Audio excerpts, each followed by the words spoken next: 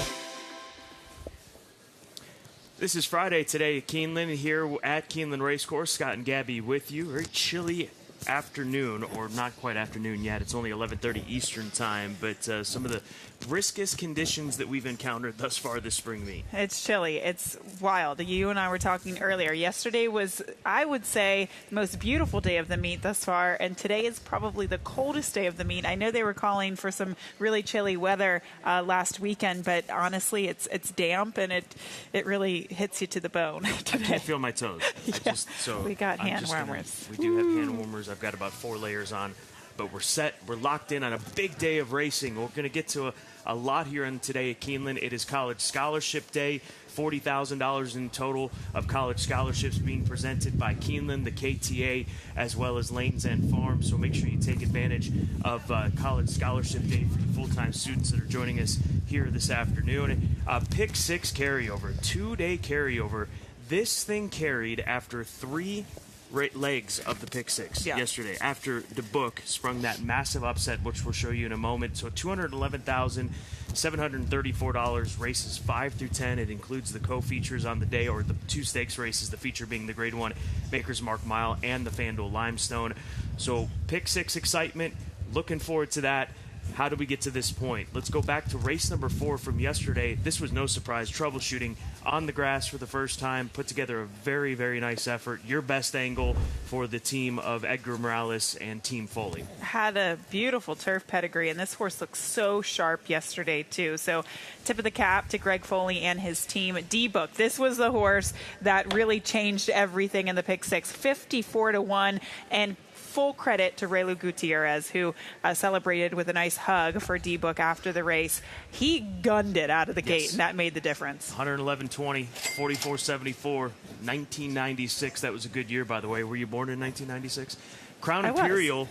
It's a good year. Digs in and gets this victory for Johnny Ortiz and Irad Ortiz Jr. Favorite was coming to her, but she dug in. She was coming off of an 8-month layoff. She takes race number 8, and then 40 Love in the nightcap. A horse that opened up as the favorite, drifted up to 9-2 in the nightcap. Juan Hernandez back-to-back days taking the final race here at Keeneland. Yeah, and you really like that horse in the nightcap as well. It was also a clocker pick.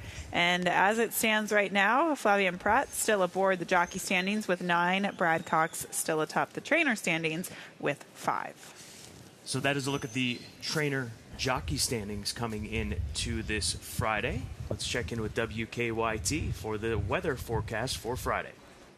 It's going to be another dreary day out at Keeneland. We're going to see those temperatures stay chilly as well, and just enough wind to make it pretty uncomfortable. But as far as track conditions are concerned, they're going to improve. The crews are going to be out there working, keeping everything nice and drier appearing for you today. But look at these numbers. We're only going to top out in the 40s for most of the day. And again, with that 10, 15 mile per hour wind coming at you, it's going to feel a little bit chillier. But again, the overall saturation level is going down. We had a little rain out there this morning, but things will clear up. You just get the clouds and those dreary conditions through the afternoon and into the evening hours. It does look a little bit better for folks heading out to the track tomorrow. Good luck out there. A Friday. Just bundle up. And I don't even think you need to bring the umbrella. Just bundle up. Bundle up and drink some Maker's Mark. I brought the big coat out today. That's right. All right. Let's go to the John Deere track conditions. Muddy and good. It's on the yielding side of good, and we expect to see the turf course obviously dry out over the course of the first couple of hours of races. Race number 5 is our first turf race. Main track starts as muddy. We've seen that condition improve over the course of days where we'll start with a muddy course. And also a note with the turf course, the rails at 0. They're in the 0 lane. They've not raced on this portion of the turf course as they've saved it for this Grade 1 here today for the Maker's Mark Mile. Yeah, so fresh turf down there where they will be racing today. Full card selections. Download the Keeneland Race Day app and take advantage of our selections throughout the course of the afternoon. Where do we agree? We agree in the Maker's Mark Mile with Carl Spackler, and outside of that, we agree in race number 6 and race number 3. Oh, and 2. So we line up occasionally, but I'm not surprised to see us kind of all over the place in the second half of the card, because I did think that the second half of the card was super tough, with the exception of the Maker's Mark Mile. You and I both think that Carl Spackler is certainly the horse to beat, but going in different directions underneath of him. He's the horse to beat, but from a pick six approach, I mean, there's a million different approaches you can take to a pick six sequence, but do you lean on that? Do you go to other horses like Northern Invader, Trickery, a rising now 4-year-old Integration? He's solid in there. We'll talk about that in just a moment. But download the Keeneland Race Day app and stay current with our full card selections each and every race day. And speaking of staying current, social media at Keeneland Racing on X, at Keeneland for Facebook and Instagram. Give FanDuel TV a follow on X as well, and stay current with everything that we've got going on over on FanDuel TV. And if you want to catch FanDuel TV, download the FanDuel TV Plus app. That's on Roku, Amazon Fire TV, as well as Apple TV. Grade 1 Maker's Mark Mile, 37th running. It is race number 9 on this 10-race card, and a field that has been scratched down to a field of 7. As we take a look at it, Carl Spackler, winner of the Grade 1 Turf Mile back in the fall here at Keeneland Racecourse. He had a good summer at Saratoga. He won the Grade 1 4-star Dave. He wasn't beaten all that far in the Breeders' Cup Mile. More than looks, it was his day that day. A horse that nearly got to Carl Spackler in the Turf Mile here at Keeneland Racecourse. So he is going to be the favorite in this race. Chad Brown, E5 Racing Thoroughbreds, and Flavian Pratt. As you said, this is the direction that we both go. And Carl Spackler, I mean, his resume speaks for itself. He's had points where he hasn't won every race. I mean, most horses don't win every race, but he's always competitive in these races that we see him running in, including the Grade 1 Breeders' Cup Mile. We bring you back to the fall here at Keeneland. Now, a reminder, in the fall we did not have a single day of rain as far as the course was concerned, so he got quick ground. It's going to be different conditions here this afternoon, but he's seen good listed turf courses up at Saratoga on multiple occasions. So I would expect that Carl Spackler is going to put together a strong effort here today and potentially give E5 Racing and Chad Brown another Grade 1 at Keeneland Racecourse. He's on top for me. I got the 2-horse underneath, Fantastic Again. He's 6-1 on the morning line. This is a horse that ran a giant race in the Shoemaker Mile, Grade 1 behind Johannes, the best West Coast turf miler last year. His last race was not great at Kentucky Downs, but how often do we say it in the fall? Don't worry about the Kentucky Downs form. Some handle it, some don't. He'll be better here today. I wonder if he wants a firm turf, though. That was my only concern with him, like a rock hard turf course. He's never explored a good listed turf course, so we don't know yet. And then Integration, he's going to have no problem with the conditions today. He went over soft ground at Colonial back in July. I was there that day. It rained a ton in Virginia in that lead up. I know it was a 3-horse field, but he's a solid horse. You brought up the point, though, on Integration. Is the mile distance really what he wants to do? But he's here. Yeah. He deserves the opportunity. He's a consistent Grade 1 performer.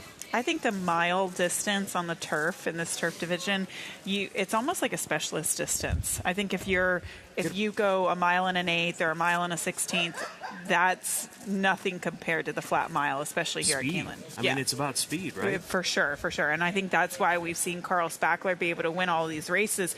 I like that we went back and watched the Turf Mile 2 back here at Keeneland for Carl Spackler, because that was a brilliant ride by Tyler. And by the way, Tyler Gaffleone, the usual rider here for Carl Spackler.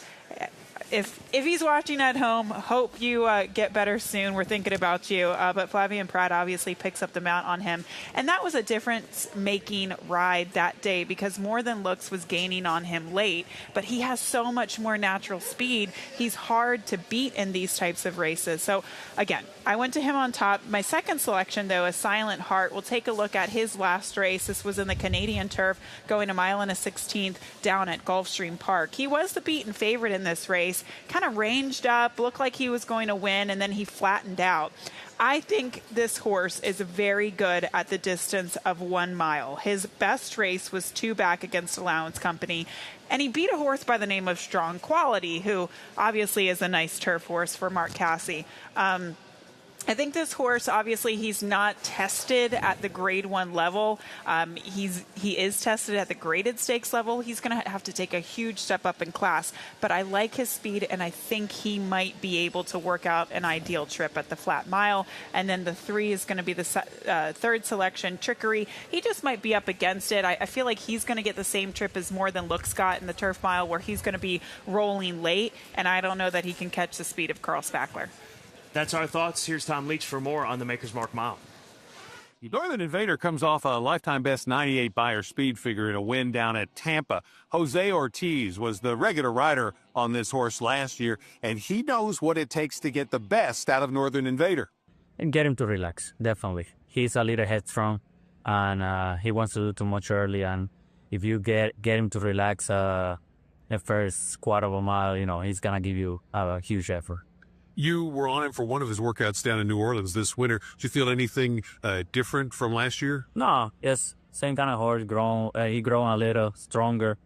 He's very strong. You can see on his body. He's a strong horse, and he's got speed. So he's strong in the mornings, but he works very good down there, and he ran very good last time at Tampa. So we think he's gonna have a good year.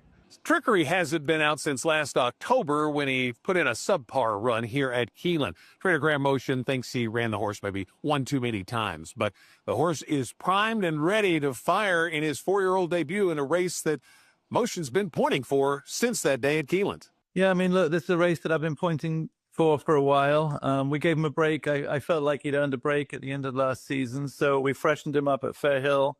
And then got him down to Palm Meadows, where he's been breezing pretty regularly. So I'm pretty happy with him. How has he improved from last year in what you see? I mean, from what I've seen, he's settled down. I actually had Johnny come and work him one day, and he was surprised how much he's relaxed. So I hope that's a good thing. Carl Spackler, certainly the one to beat in a rousing renewal of the Grade 1 Maker's Mark Mile. Let's go to race number 7, our other stakes race on this card. It is the FanDuel Limestone $300,000 purse for the 3-year-old fillies. Scratch the outside for the also eligible, so the main portion of the field remains intact. And She's So Spicy is the 4-1 morning line favorite, just showing you how wide open this race is. You've also got Kilwin in here, as well as horses like Dreamoy out of the Wesley Ward barn. So a competitive group of fillies taken to the turf course here in today's 7th race, the FanDuel Limestone. I end up with She's So Spicy on top. See how she handles the ground. Extreme, different. I don't want to call it extremes, but pretty close to extreme from Gulfstream to I'd say. The yielding side, a good type of turf that we've got right now that we expect to be good once we get to our turf races here this afternoon. But here she is in her only turf start. She blitzed the field at Gulfstream in a first-level allowance race. Prior to that, she was on the dirt. She broke her maiden out on dirt at Gulfstream Park. She went to Churchill, ran in the Fern Creek during the fall meet out there at Churchill Downs, and she finished 3rd that day. And then in the Mockingbird, she ran into GW's girl, a filly that we liked a lot last week in the Beaumont, right? She didn't run well. She didn't run well. She didn't have the... Oh, it wasn't a bad trip. She was wide, but she just didn't kick on like we thought she did. So She's So Spicy. She's one of a handful that you have to consider in this race. Toughest race on the card, hands down. There's no doubt. Kilwin. Would you agree with me on that? Yeah, at 100%. I think 7 horses could win this race. Because Kilwin's, 8-1 on the morning line? Yeah. The filly by Twirling Candy, 2 for 2 to start her career. She ran in the Breeders' Cup Juvenile Filly Turf, was part of the pace that day in a very quickly run race. She cuts back in distance, which I think is going to be a big plus for her. And then She's All Charm for Owen Hardy, cutting her back in distance. She's got a big look for Godolphin for Owen here this afternoon. Absolutely. But in a race that's so complicated, I kind of have to go with my gut a little bit, because a lot of these fillies have similar form coming in. Kilwin, I remember having a conversation with Rusty Arnold last year, and he said this is going to be a serious filly when she turns 3. She was a serious filly when she was 2. Scott, this was hands down one of the most impressive performances I saw during the Kentucky Downs meet. You never know if they're going to be able to replicate their form, but look at how she just floats over the turf course. Actually, I don't even know that she actually really loved the turf course at Kentucky Downs, but she passed the entire field like they were going backwards. Visually, it was one of the most impressive races. I think you can legitimize that performance with her debut. She beat that field by 2, and then obviously they immediately stretched her out in the Breeders' Cup. I don't think she wants to go that far, or at least last year she didn't want to go that far. Maybe this year, with some time and some experience, some foundation this season, she will be able to get a distance of ground. But this just seems like a logical spot for her to come back, and I hope she can make that closing run. I think the jury's still out as far as whether she wants to go further, because that's a tough race to try going a mile for the first time, the Breeders' Cup, Juvenile Fillies turf, and the sort of pace that she was chasing around there. The post isn't ideal, but I would almost rather her outside than inside. If she is good, and I do think she is very good, you kind of would hope that she's out in the clear and she can come with that closing run like we saw at Kentucky Downs, instead of kind of being trapped down on the inside behind tiring horses. I went with the price in second, Afternoon Diva, first time for Chris Hartman, the Oklahoma bred, just because of the speed that she's been able to show. She didn't manage to make the lead last time out, but I think she's a little bit quicker with Luana aboard. I think they're going to go, and obviously there's a ton of pace in here, so she's one of many. She's So Spicy, another one that's extremely quick, and we'll see if that speed and that form can translate here to the softer going at Keeneland. Both of our stakes on the turf, FanDuel Limestone Race 7, Maker's Mark Mile Grade 1, race number 9. Let's get into our key races. Race number 5, you talk about a key race, starts the pick 6, $211,000 two-day carryover. Beginning in race number 5. Post time for this race, 3:08 Eastern time. That is 12:08 for anybody joining us out on the West Coast. You can see there are some scratches in this race here. The Queen is 7-2, morning line favorite for Brad Cox. Really showed some nice runs up at Turfway this most recent meet. But Play with Fire is the direction that I go in out of the Brendan Walsh barn. Luis Saez, great to have him back riding after missing the last couple of days after being unseated 3 days ago here at Keeneland Racecourse. But this is a filly that has run well on both firm and good listed ground. Last time out in the Lacombe Memorial at Fairgrounds, she made a pretty solid showing, finishing third in a very slowly run race down there at Fairgrounds. And we've talked about how that turf course, the fractions are always slow. I don't know if it's slow or fast. I don't know. So I like this filly here today with Luis riding her for the first time. Here, the Queen.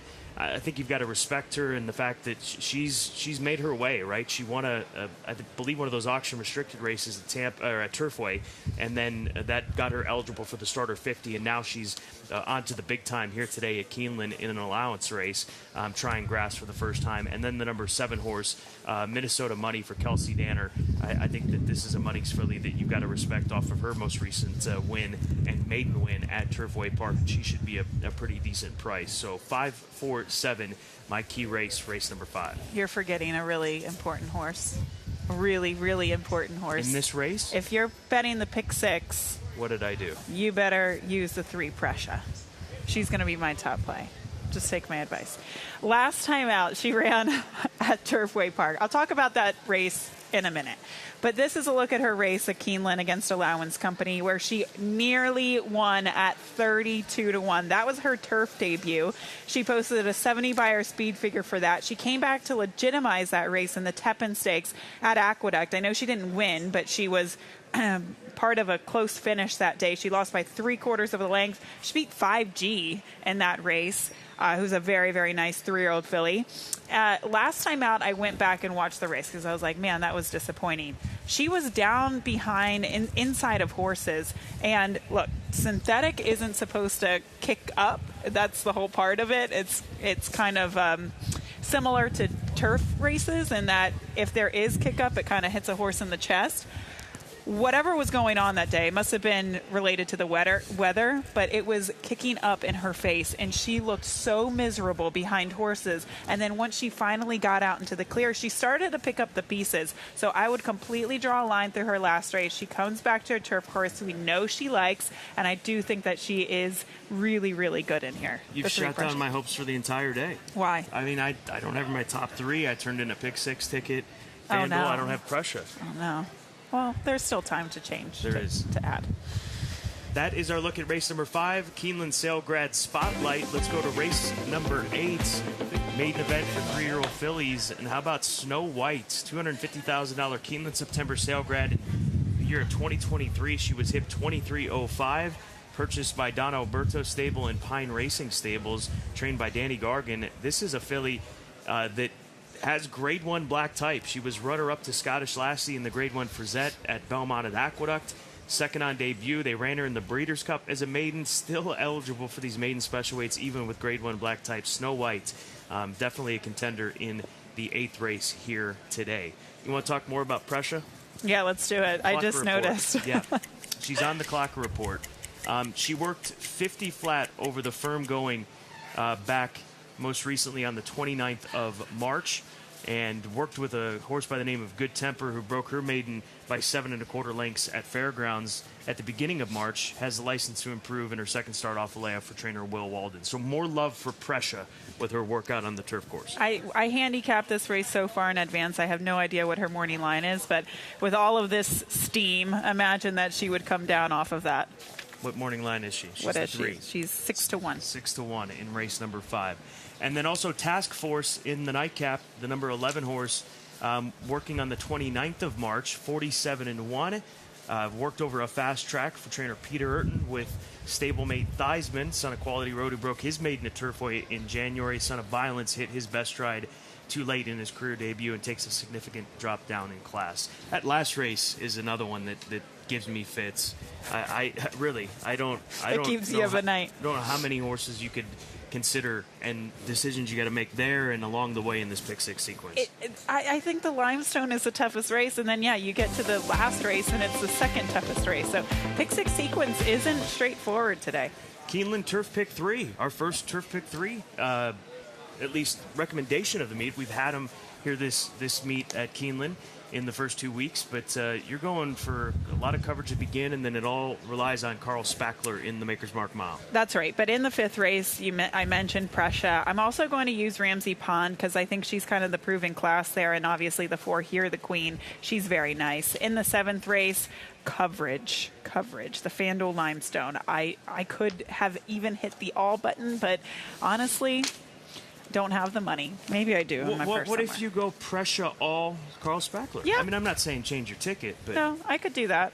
A couple of different tickets. Carl Spackler is going to be the make or break horse today. If he loses, he's going to be the heaviest favorite in the pick 6 sequence. Is that fair? I would say Just spitballing here and thinking of the 6th race sequence that we've got. I missed this wager. I can't, it's been rainy. I've missed it. We've had some success with all turf pick 3s in the past. We had a good run a couple years ago. Here's my late pick 4, starting with the FanDuel Limestone. I will go with the number 6, She's So Spicy, and the 12, Kill Win to start things off. Race number 8, I'll go 4 deep in that maiden special weight, 2, 5, 8, and 9 Mersault, who was third to Fondley, who won the Virginia Oaks in her next start, and coming out of that Tampa Bay maiden special weight event, and then 8 and 9 as well. Race number 9, I'm going to look for coverage in the Maker's Mark Mile. I do have Carl Spackler, but Integration, fantastic again, as well as Northern Invader. And then in the nightcap, Abundance is where I go. I'm singling him. It's either him or hit 'em all. You can afford more than $16 for this. Throw in a couple more. Get the pick 6 though too. That's the other aspect of today. What was this? Race number 10, the 11 Task Force. Throw in the 11. All right, Double throw the the 11 ticket. on there. Okay. Gabby will cover me. That's a look at our multi-race exotics. We're going to stay, as far as move on to our best angles, and we're going to stay in the latter half of the card, and we will go to the number 8 horse race number 8, Race number 8 is where I'm going to go. Mersault in that maiden special weight event at Tampa Bay Downs. Didn't have a clean trip, and like I mentioned before, ended up finishing third to Fondley. You're going to see her kind of steady here back behind horses as she's down on the inside. It's not the biggest steady if you just pay attention, but she loses some momentum. It's amazing to me that the filly that won this race did. because she was the one that kind of caused all this, and she's going to be able to swing out and get the victory. But nonetheless, I think that this filly has a big opportunity to take a big leap forward here today in a tough maiden special weight event. She ends up finishing third. She beats the filly that's sort of fading down to the inside. So, again, fondly, the filly that runs off the screen there for a second wins the Virginia Oaks next time out. So I'll go to Mersault. I'll go 2/9 in race number 8. That is Snow White, who I would imagine will probably be the favorite in race number 8. All right, I'm going to take us earlier in the card, a very interesting 2-year-old race. We saw Wesley Ward win with a 2-year-old yesterday, and hopefully he can do the same with this one. Guarana Ranch debuts there for the Connections. Hat Creek Racing, Johnny V will be aboard. Pedigree, from a pedigree standpoint, War of Will on the bottom side, the mare unplaced, but she did go through the Keeneland sales ring. They picked her up for $25,000. Of course, War of Will stands for $15,000. And some of the workouts for this filly obviously have been swift, so clearly something to like about this filly by War of Will. Another point to add as well, Wesley Ward, some people, everybody wants to hate on you for picking the chalk all the time, the Wesley Ward chalk. But the most important thing is making money. And over the past 2 years, 2-year-olds in the spring, if you bet on all of his 2-year-olds, you're still profiting. It's a positive ROI of $2.66. So I'm going to do 7 overall. I'm hoping we can get a crazy price underneath. I've been told that this horse, everybody's running for second, and that's from connections that are in this race. Yeah. That she's a rocket. So there you go. Let's hope we get like a, 20-1 shot in second and leverage his favorite. Here's Tom Leach for his long shot play of the day.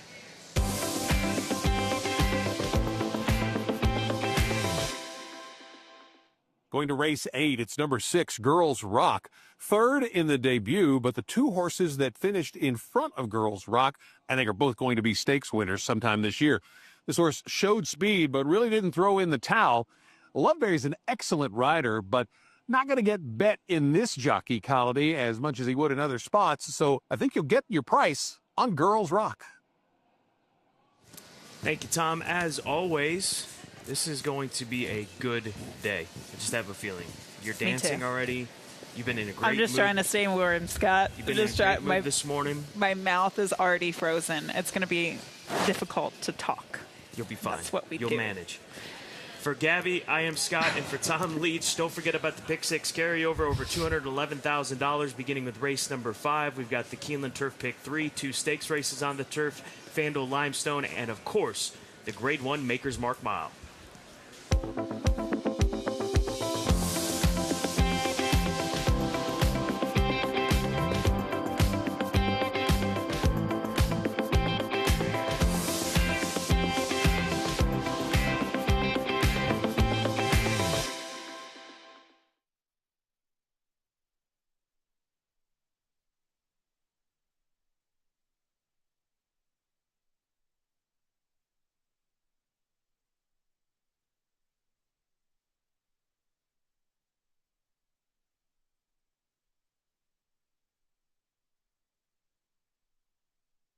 All the action, all the biggest players, all in one place.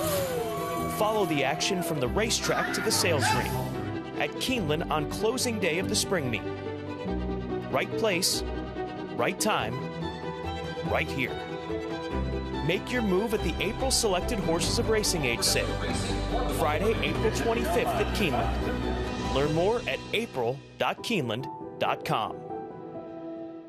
This is a Toyota Grand Highlander. Toyota took the best-selling Highlander and made it bigger, more powerful, and more fuel efficient. With your choice of 3 different powertrains, including the 362-horsepower Hybrid Max. And you've got to love the 12.3-inch touchscreen. The big news is right back here, with over 20 cubic feet of cargo space. Behind a full-size third row. Now get 6.45 APR financing on any new Highlander or Grand Highlander. Toyota, let's go places.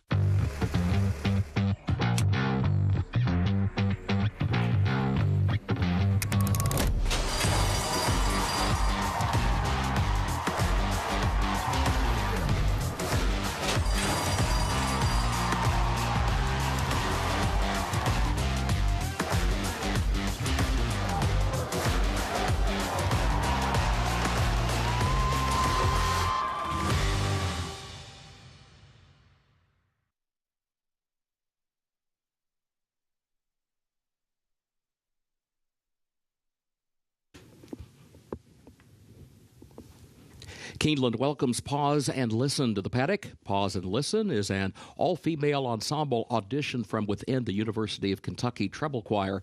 They sing pop a cappella music and are wonderful ambassadors for the university, performing regularly in concerts on and off campus and for various functions in the community. Today, Pause and Listen is pleased to sing our state song and the national anthem. They are joined by the University of Kentucky ROTC for the presentation of colors. We begin with My Old Kentucky Home. The sun shines bright on my old Kentucky home. 'Tis summer, the people are gay. The corn tops ripe and the meadows in bloom, while the birds make music all day. The young folks roll on the little cabin floor, all merry, all happy and bright. By and by hard times come a-knocking at the door, then my old Kentucky home, good night. Weep no more, my lady. Oh, weep no more today. We will sing one song for my old Kentucky home, for my old Kentucky home, far away, away. We will sing one song for my old Kentucky home, for my old Kentucky home, for my old Kentucky home, far away.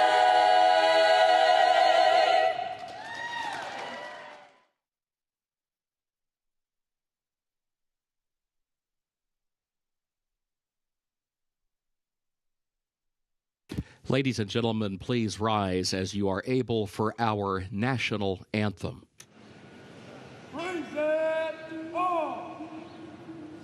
Oh, say, can you see by the dawn's early light what so proudly we hailed at the twilight's last gleaming, whose broad stripes and bright stars through the perilous fight o'er the ramparts we watched were so gallantly streaming, and the rockets red as the bombs bursting gave proof through the night that our flag was still there.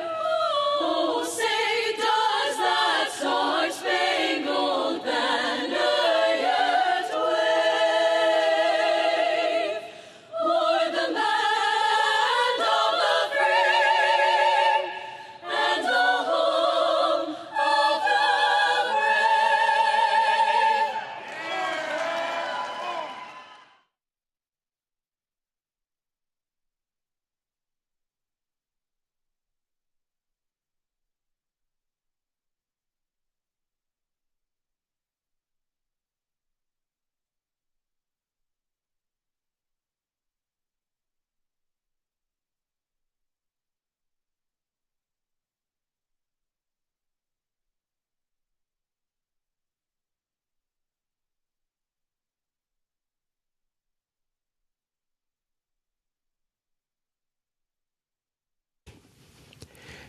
Keeneland is proud to recognize Petra Thompson from dining as the Employee of the Day. Congratulations, Petra.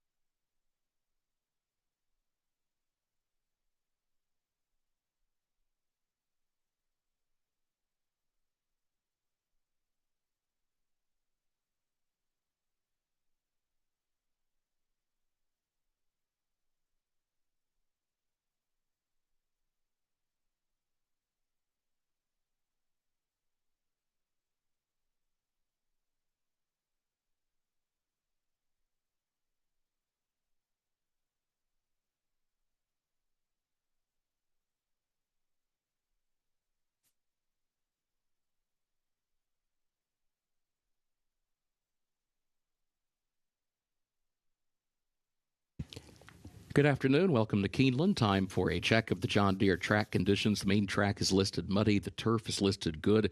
Temporary rail is down today, full width of the turf course. Time now for a look at the program changes beginning in the first race, for the first of the day's rolling doubles and pick threes and the early pick five all get underway.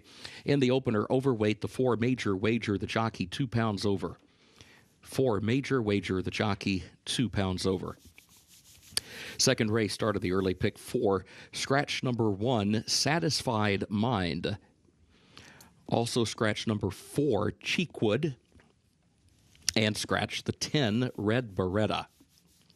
That's the second race. Scratch 1, Satisfied Mind. Scratch 4, Cheekwood. And scratch 10, Red Beretta. Jockey change on the 8, Emily's Joy. Make the jockey Andres Calleja. That's in the second race. Number 8, Emily's Joy, Andres Calleja, the jockey. Wave the Bug, the weight 119 pounds. Third race, scratch number 3, Business Model. That's the third race, scratch number 3, Business Model. Fourth race, take out the also eligibles, 13, 14, and 15. They did not draw into the race. Jockey change on the 6, Star Court, Axel Concepcion. 6 Star Court, Axel Concepcion, the jockey. Regarding medication, the 9, Brooklyn Can Dance, does not receive Lasix today. Number 9, Brooklyn Can Dance, does not receive Lasix today. Race 5, start of the pick 6, $211,000 the carryover. It's also the start of the Keeneland Turf pick 3. In race 5, take out the also eligibles 13 through 16. They did not draw into the race. Sixth race, start of the late pick 5. Scratch the 1, Beach Queen. Scratch the 5, Hope Restored. Scratch number 8, Romania. That's in the 6th race. Scratch number 1, Beach Queen. Scratch the 5, Hope Restored. And scratch the 8, Romania. 7th race, start of the late pick 4. Race 7, the FanDuel Limestone. Take out the also eligibles, 13 through 16. They did not draw into the race. 8th race, no changes. Featured 9th race, the Grade 1 Maker's Mark Mile. Scratch the 5, Santorini. And scratch the 9, Seminole Chief. That's in the 9th race. Scratch number 5, Santorini. And scratch the 9, Seminole Chief. 10th and final race, no carryover for the Toyota Super High 5. Scratch number 6, High 5 Psy. Also scratch number 9, Johnson. Number 10, Freedom Maker. Also scratch the 14, Pastero, the 15, Citizen, and the 16, Q Country Roads. That's in race 10. Scratch number 6, High 5 Psy. Also scratch number 9, Johnson, number 10, Freedom Maker. Also scratch the 14, Pastero, the 15, Citizen, and the 16, Q Country Roads. Jockey changes as follows at the 10th race on number 8, Whiskey Reserve, Jan Hernandez. Number 8, Whiskey Reserve, Jan Hernandez, the jockey. 13, Scuba draws into the race. Make the jockey Axel Concepcion. 13, Scuba draws into the race. Make the jockey Axel Concepcion. Time now to check in with Scott Hazelton and Gabby Gaudette. Thank you so much, Kurt Becker, as we have an exciting day ahead here at Keeneland Racecourse. A Grade 1 Friday. It's College Scholarship Day. We've got the FanDuel Limestone Stakes as well. Grade 1 Maker's Mark Mile, the feature. And how about a $211,000 2-day pick six carryover, Gabby. The prices have been wild, especially in the second half of the card for the last 2 days, so much so that they haven't been able to hit the pick six in the last 2 days. So we do have that massive carryover. And I'm going to tell you something, Scott. This is not an easy sequence. I think some people might be leaning on Carl Spackler and the Grade 1 Maker's Mark Mile. If he loses, we could have another carryover. Who knows? He's a Grade 1 winner here at Keeneland, but there is some talent in today's Grade 1 feature. Race number 9, 37th running of the Maker's Mark Mile. Northern Invader has to be considered. Trickery, fantastic again. Integration, we'll get more into it as we get closer to post time for race number 9, but a huge day at Keeneland on College Scholarship Day. It's the Grade 1 Maker's Mark Mile Friday card here at Keeneland Racecourse.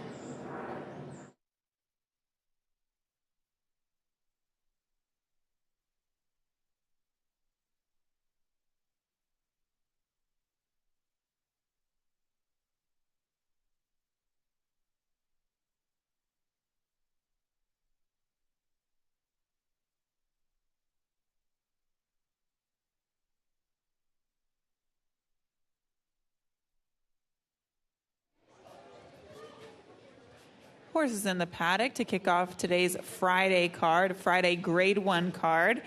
Race number 1, though, in the paddock, a starter allowance event, 6 furlongs on the main track. And I did go to the number 5 horse, Lucky Shot, as the top play. He is opening up as the heavy favorite right now. I'm not surprised to see that. I think he is worthy of that favoritism role. Last time he was here at Keeneland, he almost won against similar company. He lost to a horse by the name of Like a Salt Shaker. That horse is an 18-time winner, and he absolutely loves Keeneland. Prior to that, Lucky Shot obviously had been competitive against lower-level claimers at Hawthorne, but I think he's come back to really legitimize his effort here at Keeneland down at Tampa over the course of the winter. His last race was very strong at Tampa, and again, I like him coming back here to Keeneland where he has a good record, and obviously I think this race is a little bit easier than, he's kind of the class of the field, whereas last time he was at Keeneland, Like a Salt Shaker was definitely the class of the field. The one Twirling Roses, I think, has a little bit of an advantage because of his speed. However, he does draw the inside post position, the rail today, so he has to break well and go to the lead. His last 2 races, he's been able to have outside post positions and just kind of see how the race shapes up and then go on from there. Last time out, he kind of chased the pace. He wasn't as quick out of the starting gate. But I just hope that he can kind of show speed against this group and go on from there. If he can't break cleanly, then that could give him a slight upper hand on some of the other speed in here. I do worry about the 2 King of Kentucky. He's not really in the best form lately, but he is quick, so he could put some pace pressure on him. And then the number 6, Busk, is the last horse that I'll talk about here. I don't know what woke this horse up last time out. I don't know that race is legitimate, but he won by 7. He posted an 82 buyer speed figure, which is much faster than anything that he had run prior to that. Sometimes horses wake up for whatever reason, and he certainly did that last time out. He's quick. He's another part of the pace. I think that's another reason why I like Lucky Shot, is because he can close from off of it or at least stalk the pace. There are at least 3 horses in here, the 1, the 2, and the 6, that could be forwardly placed today. He's on the board right now at 6-1. But your favorite is the 5, Lucky Shot, at 6-5. That's the direction I go in to kick off this early pick 5.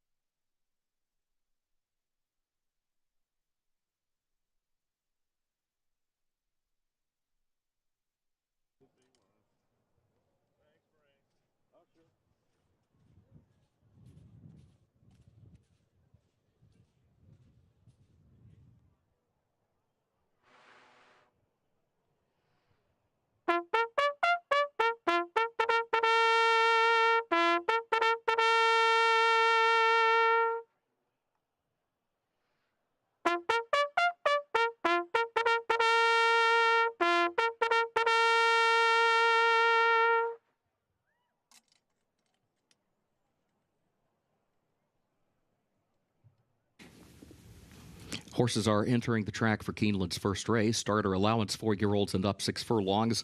Over the main track listed muddy. Double and pick 3 wagering start of the early pick 5. Main track is muddy. The turf is listed good. Overweight in the first race. The 4 major wager. The jockey 2 pounds over. Post time in 7 minutes.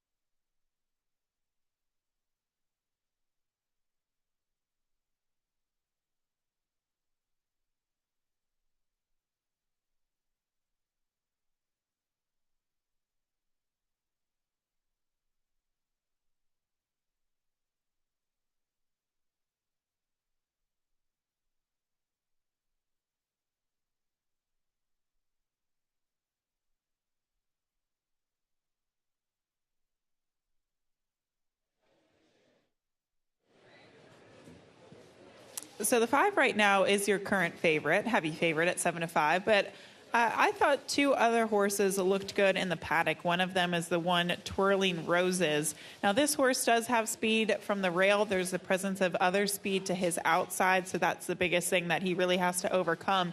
But you can see how classy he is. He's a 7-year-old, 12-time winner on form, and he just absolutely knows what his job is. You can see him feeling fresh out there, and you like to see that with 7-year-olds. You want them to be alive and awake and feeling good. I see that with him. The 3 Dancing with Angels, another one. From a physical standpoint, this horse looks incredibly fit.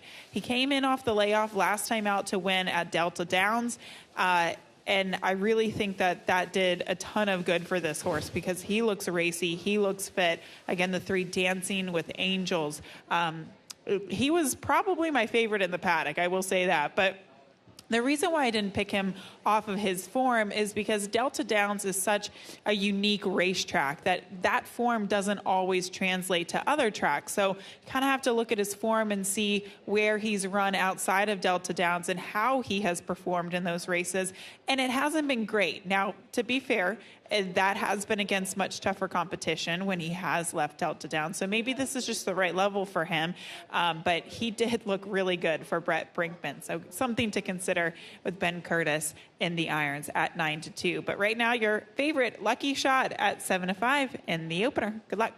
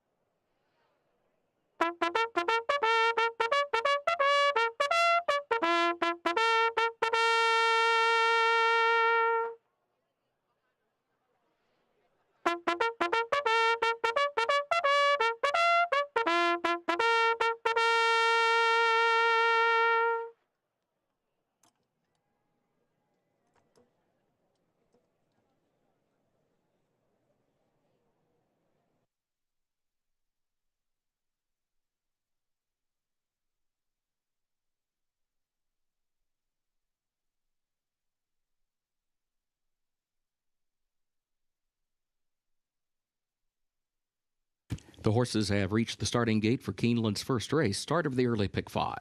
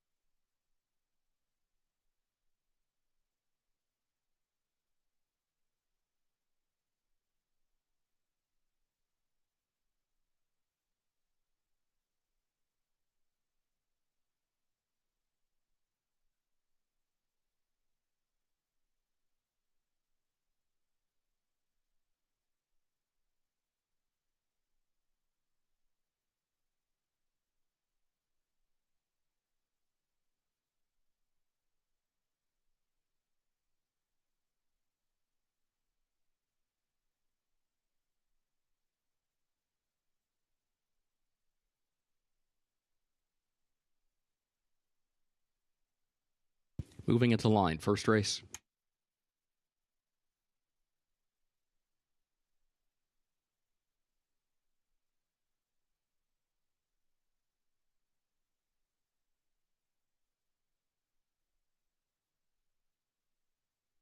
Twirling Roses comes forward.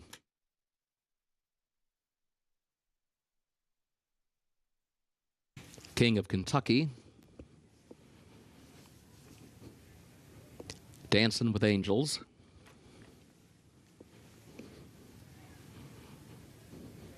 Here's Major Wager, 2 more to load. Lucky Shot with Busk, the last one.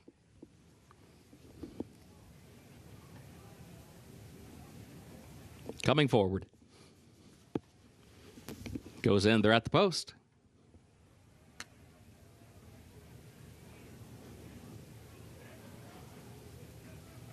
And they're off. King of Kentucky and Dancing with Angels. These two come right out for the lead. Busk will join them up on the far outside, away running in third position. Twirling Roses, content to travel fourth here early on, is joined there by Lucky Shot and Major Wager at the back, and King of Kentucky the leader. King of Kentucky on top and leads it by 1 length. Over to the far turn, Busk outward from the rail, second 3/4 of a length, and then Dancing with Angels is third. Then a gap of just over 2 more lengths back as they round the turn to Lucky Shot. And Lucky Shot is fourth up on the outside, still running 5 lengths off the lead. 21.78 seconds the time for the opening quarter. To the top of the stretch, King of Kentucky leads it by 1.5 lengths. Busk is second by 5. Lucky Shot third. Twirling Roses is fourth toward the inside. Dancing with Angels, then Major Wager last. Here comes Busk trying to chase down King of Kentucky, who still has the lead by 1 length. Busk is second. Lucky Shot is third on the far outside, has still 6 lengths away. Here's Busk again taking aim on King of Kentucky, but still hasn't gotten by. Now draws alongside. It is Busk with Carlos Barbosa getting the lead a deep stretch. Busk to win the opener. King of Kentucky was across the wire in second. Then it was Twirling Roses up the inside third. Lucky Shot was fourth.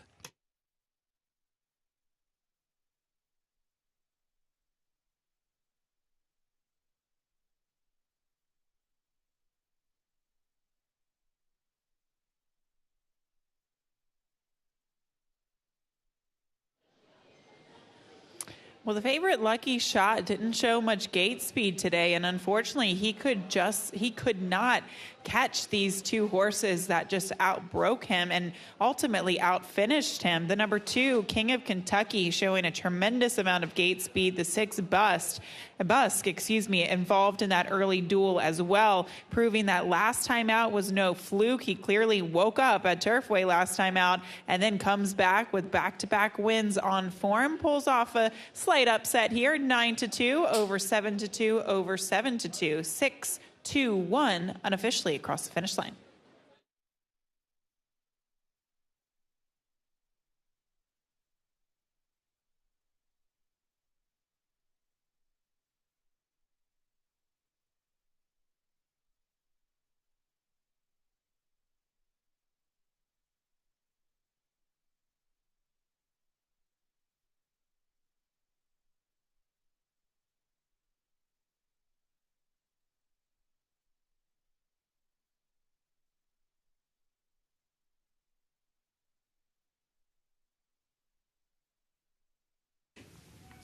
Unofficial results of Keeneland's first race. Number 6, Busk, was first. Number 2, King of Kentucky, was second. Number 1, Twirling Roses, third. Number 5, Lucky Shot, fourth. 6-2-1-5, unofficial.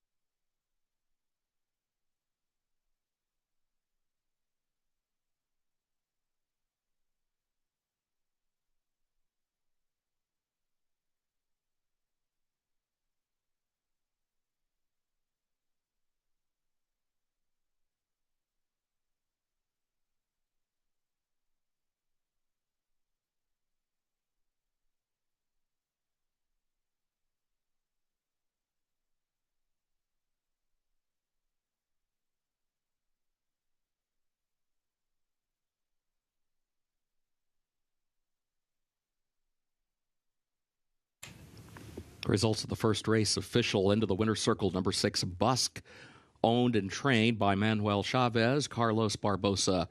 The winning jockey, Busk, a 4-year-old gelded son of Candy Ride, out of Pesquita by Indian Charlie, bred in Kentucky by Buck Pond Farm and John Wilmot. 6 furlongs over the main track, listed muddy, 1 minute 10.61 seconds. Results are official. 6-2-1-5, the official results.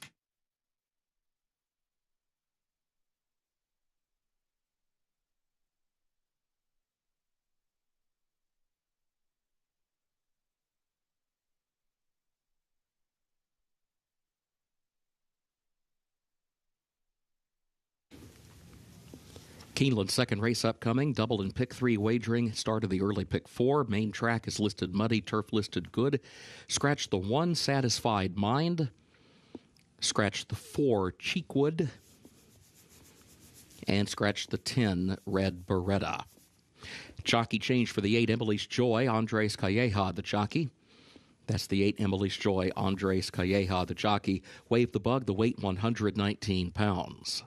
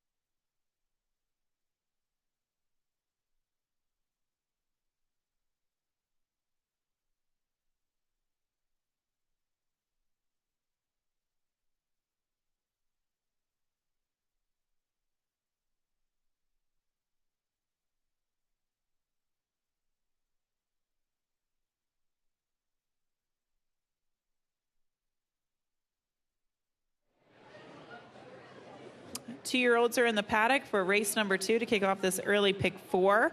The 7 Guarana Ranch opens up as your heavy favorite at 3-5. We were talking about this filly on our Today at Keeneland show a little bit earlier this morning. They purchased her for $25,000 right here at the Keeneland September sale.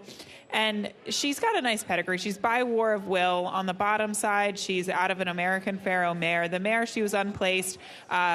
She was unplaced in her career, and this is the first foal to make the races. So there's not much to glean, at least, with that immediate female family.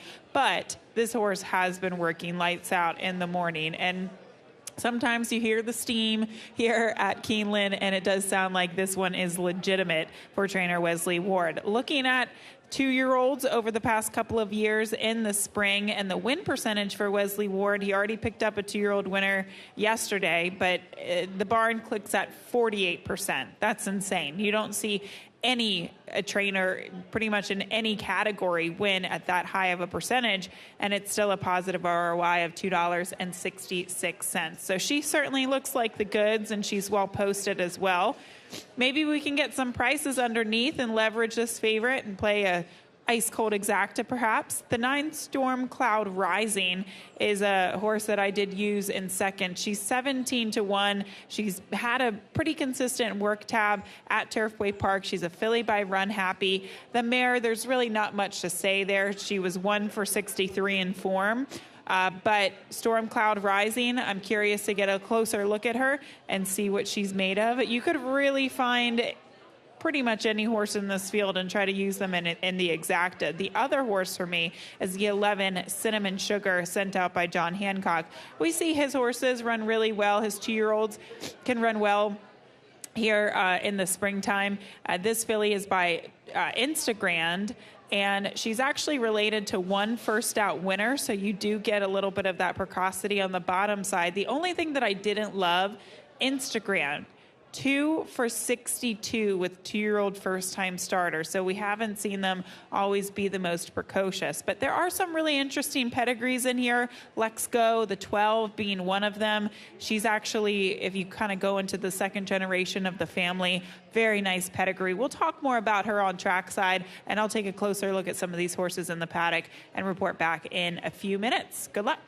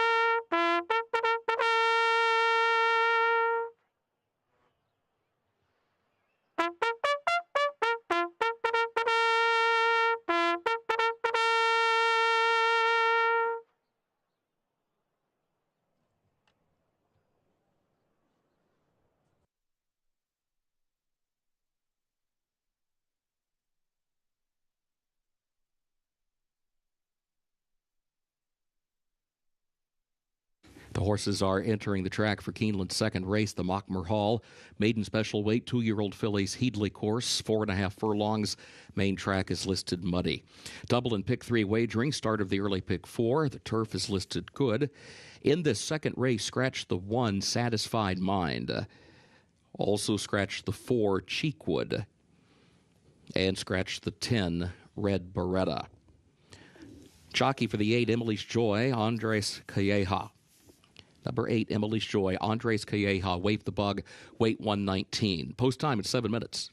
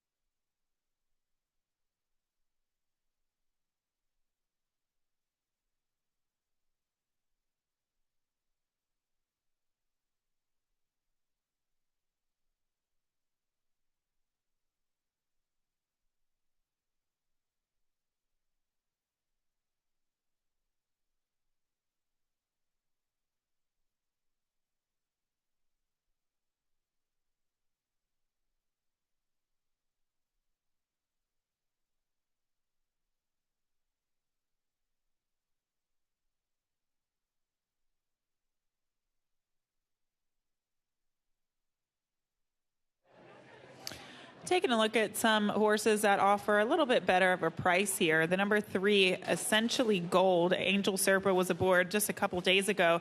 That 52-1 shot that won and created a pick 6 carryover, the first day of the pick 6 carryover. But the 3, Essentially Gold, this horse, I'm very curious to see what the progeny of Essential Quality can do. This is the first opportunity that I've had seen any of his progeny here. And Essential Quality, of course, won the Bluegrass right here at Keeneland, also won the Belmont and the Travers. Obviously, he was very, very nice in his racing career. And he's the son of Tappet. Tappet, obviously a prolific sire. So curious to see what she's made of. The mare, she was 0 for 11, but she was the daughter of Hard Spun. I like that on the bottom side as well. And she has had her last 2 works here at Keeneland, which I think is helpful. She's definitely on her toes today, and she looks ready to roll at 25-1.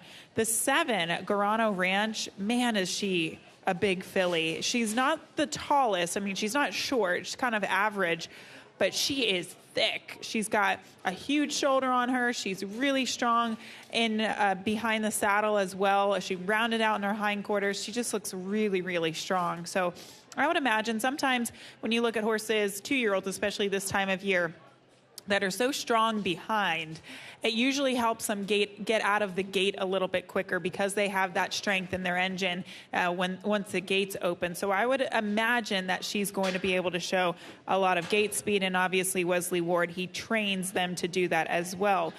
Now, I will say, one of my favorite looking fillies in the paddock was the 12, Lex Go. I not only liked how she looked from a physical standpoint, I loved how she was acting. She just really looked like she had a good mind to her and very smart. She kind of had her ears forward. She was looking all around, whereas some of the other 2-year-old first-time starters in this field, they were getting a little antsy. You could tell that they were kind of nervous, but she had a little bit of class to her. She's a 2-year-old filly by Uncle Mo. Uncle Mo's progeny, they went at 14% with 2-year-old first-time starters. And I was touching on the pedigree here in the paddock. The second dam on the female family was Kirtana. She earned $1 million. She was third in the 2010 Breeders' Cup Filly and Mare Turf. So there is a big turf influence on the bottom side and top side. I love Uncle Mo fillies on the turf too. Maybe that could be on her future, but today she looks sharp and she looks ready to roll. Luan Machado aboard for John Ennis. I did love the way she looked here in the paddock. We'll see how it all happens here as, of course, the favorite, no surprise, Guarana Ranch at 3-5.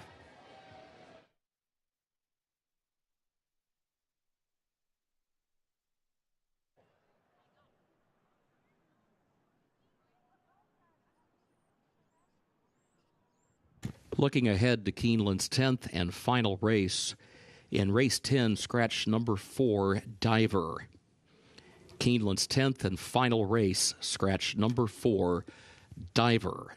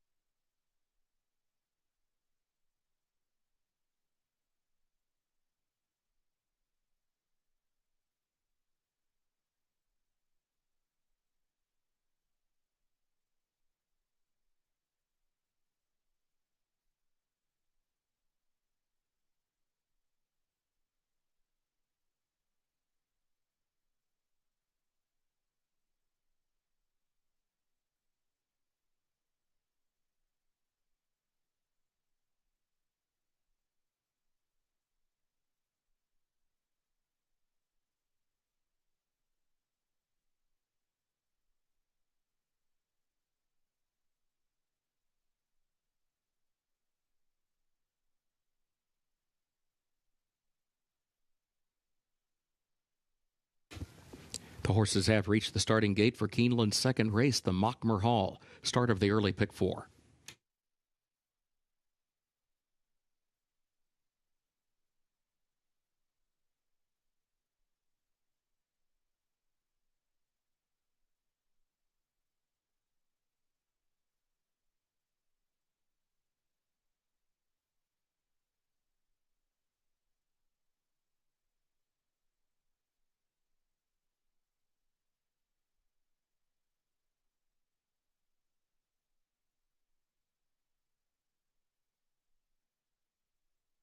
Moving into line, race 2.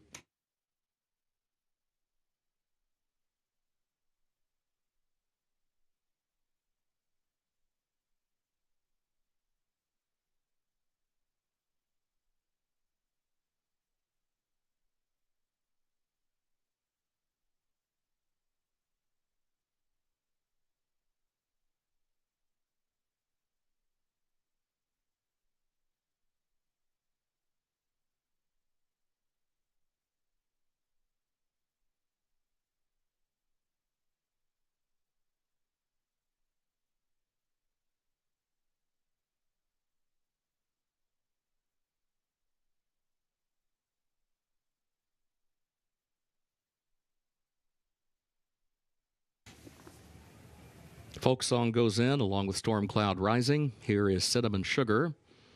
Sweet Espresso coming forward.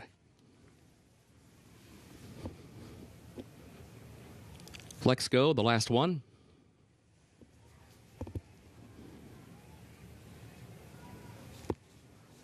Goes in, they're at the post. And they're off. There goes Folk Song out for the early lead. Emily's Joy is there as well. Garano Ranch right up close in between that pair. Now taking second. Storm Cloud Rising. Far outside is in the fourth position. Let's Go a very wide fifth. Cinnamon Sugar broke well but has lost ground now. Settles back into sixth position. Celestial Harmony is in seventh. Sweet Espresso is eighth. Essentially Gold is last of the nine. Folk Song leading Garano Ranch just over a quarter mile to go. Folk Song to the inside leads at a length and a half. Garano Ranch is second on the outside. Then a gap of 3 to Storm Cloud Rising, who is third and takes to the far outside. Moving to the eighth pole, Folk Song, Garano Ranch. They go 1-2. Storm Cloud Rising is in third. Let's Go far back and forth. Folk Song is in front, chased all the way by Garano Ranch. 16th pole. It is Folk Song for Sophie Doyle in front. Folk Song to win it. Garano Ranch will be home second. Storm Cloud Rising third, and Let's Go was fourth.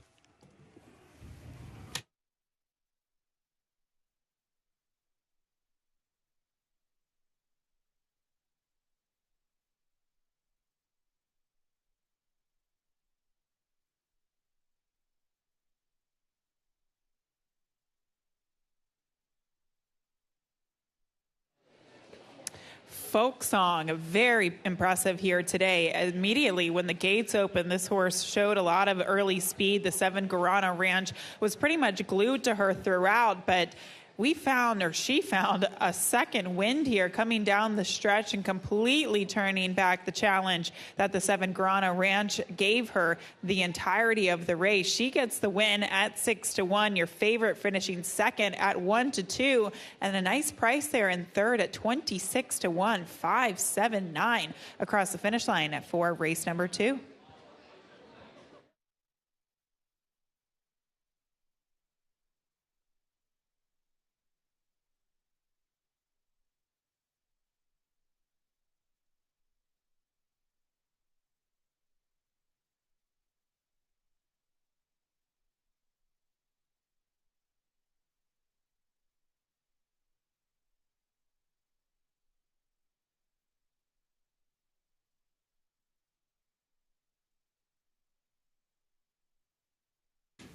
The unofficial results of Keeneland's second race. Number 5, Folk Song, first.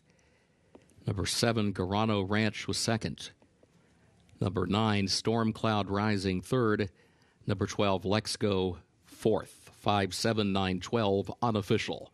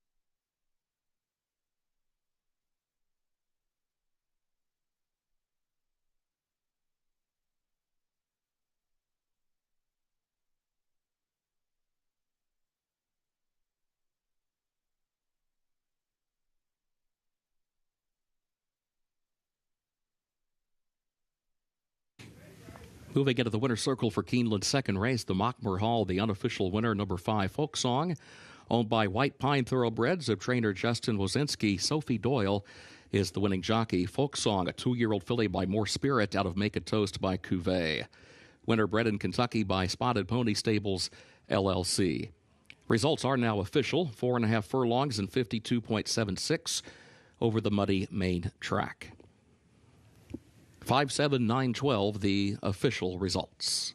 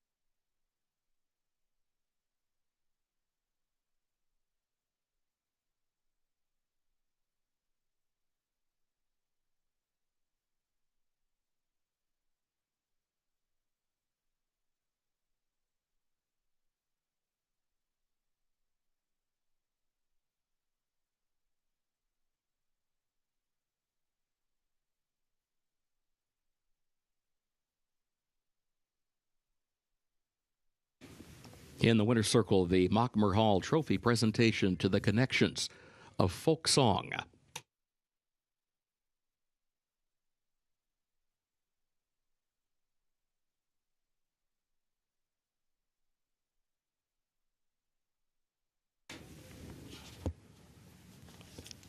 Keeneland's third race upcoming, including double and pick 3 wagering. Main track is muddy, the turf listed good. In today's third race, scratch number 3, Business Model. Number 3, Business Model, scratched.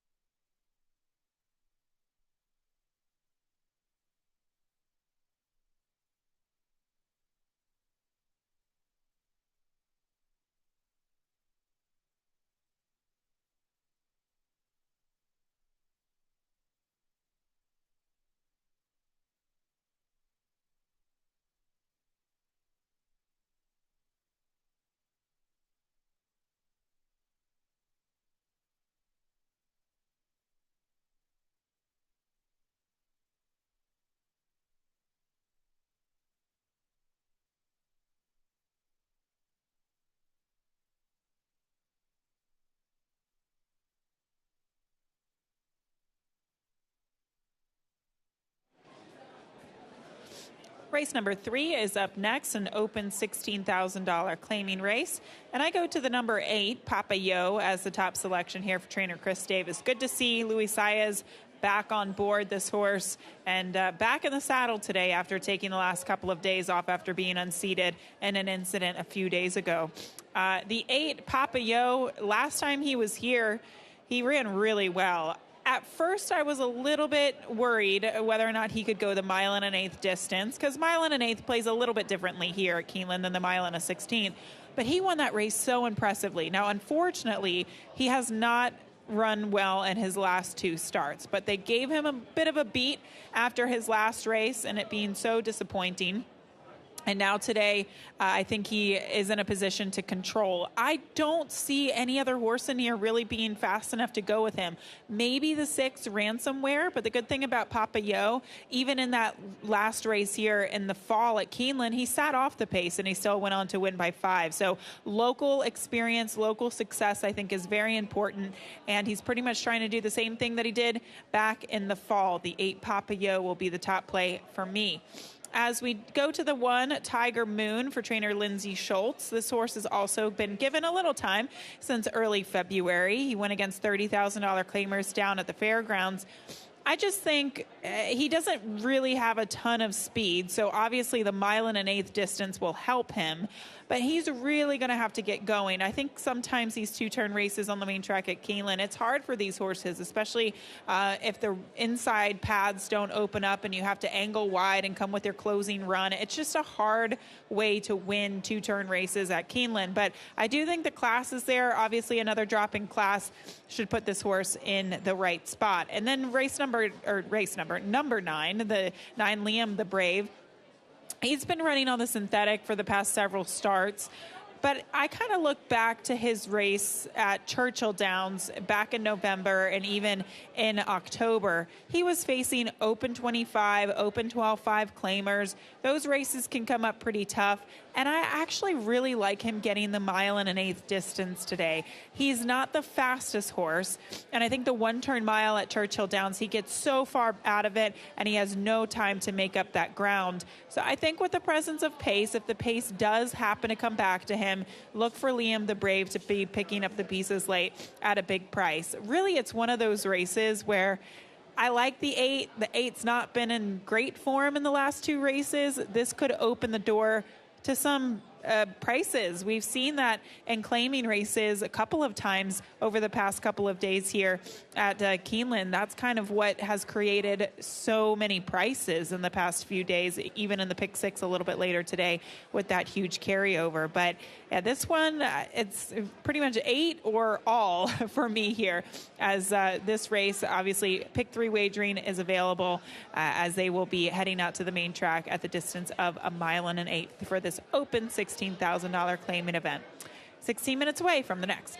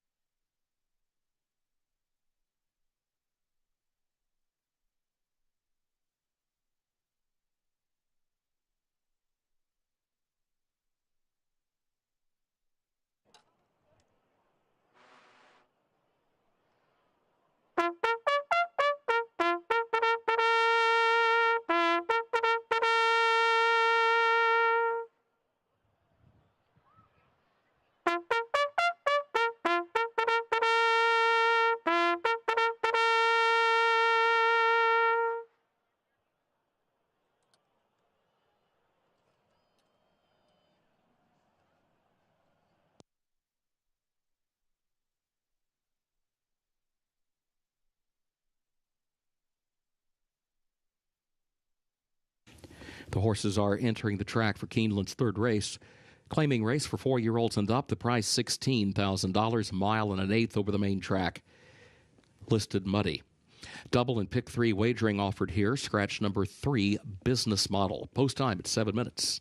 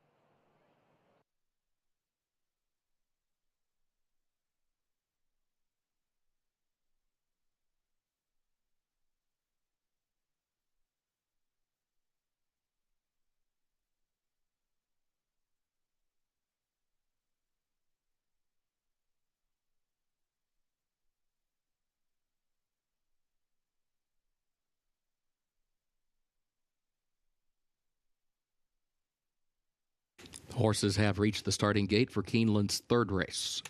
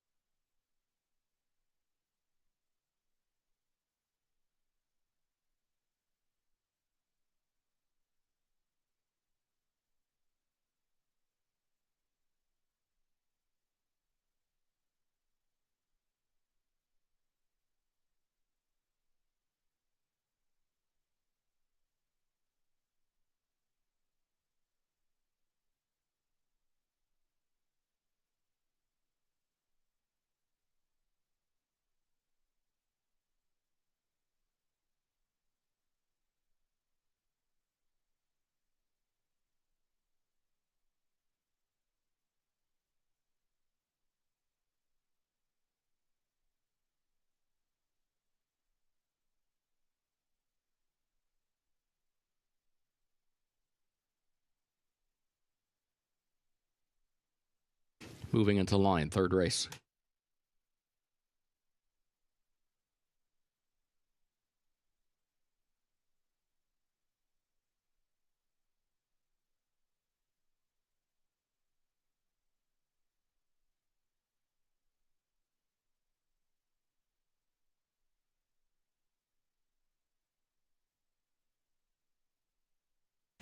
Patrolman comes forward, along with Nicolau. San Antimo. Papillot. Liam the Brave, last one. Goes in, they're at the post. Problems there for Nicolau, who emerges from the gate.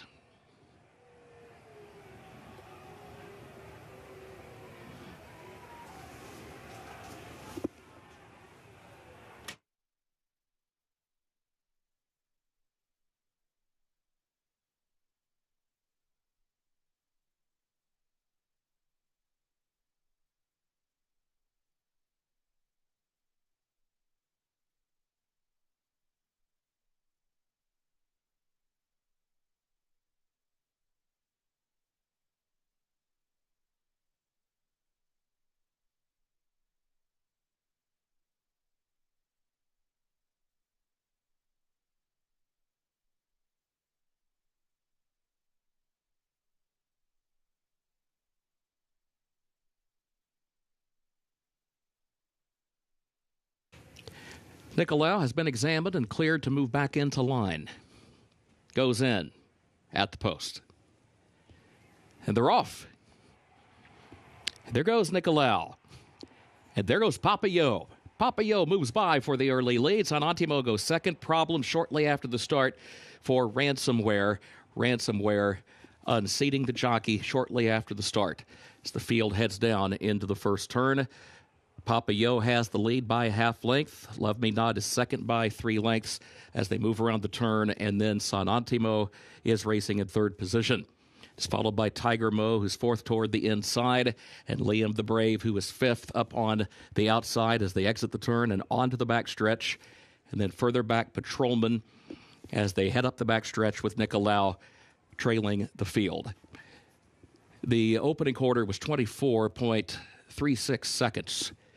The field works its way up the backstretch, and it is Papillot leading Love Me Not by 3/4 of a length. The first half mile is on the board in 48.9 seconds.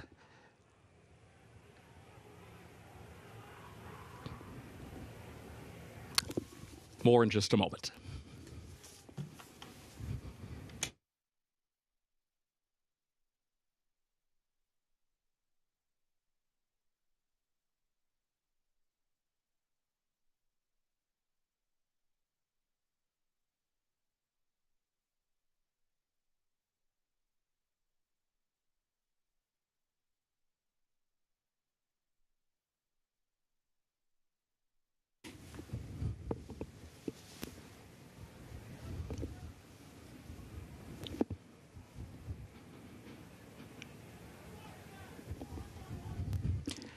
Rider unseated shortly after the start, right at the finish line.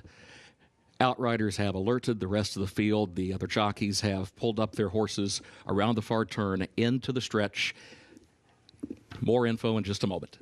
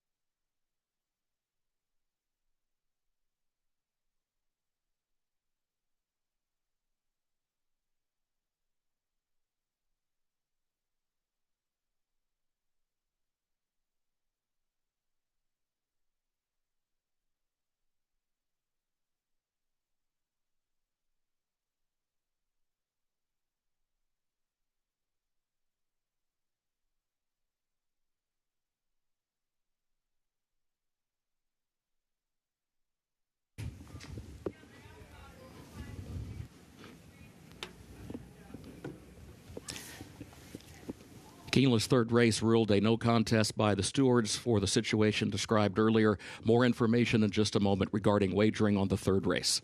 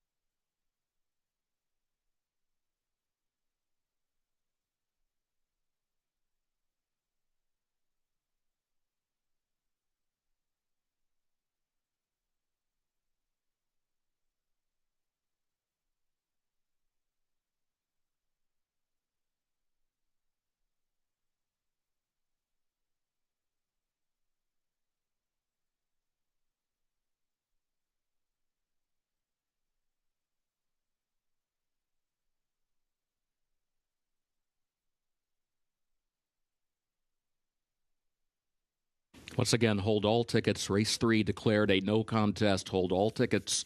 Race 3 declared a no contest. More in a moment.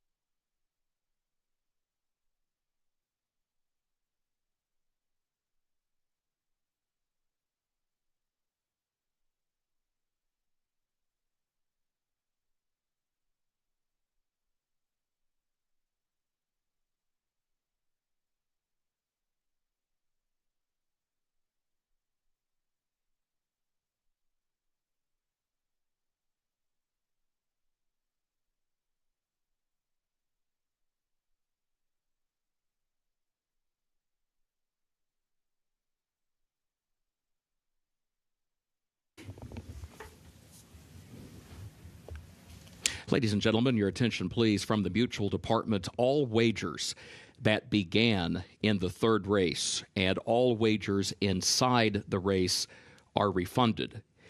For the pick threes that began in race 1 and race 2, and the double that began in race 2, as well as the pick 4 that began in race 2 and the pick 5 that began in race 1, the no contest race becomes an all for wagering purposes. So again, all wagers that began in the third race and all wagers inside the race are refunded.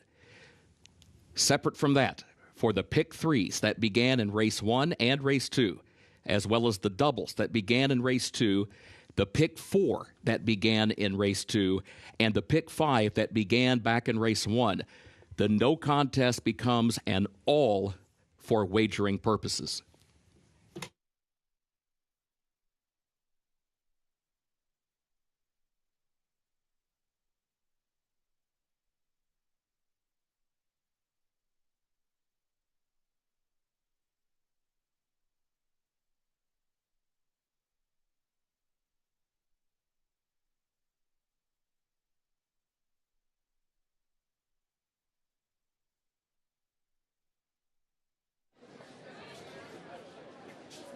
Thank you to Kurt Becker for that announcement. I have more information with regards to the incident in race number 3.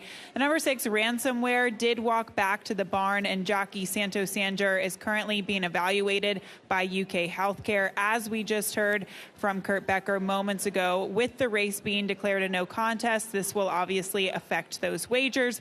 Keeneland will provide additional information on Keeneland.com and our social media platforms.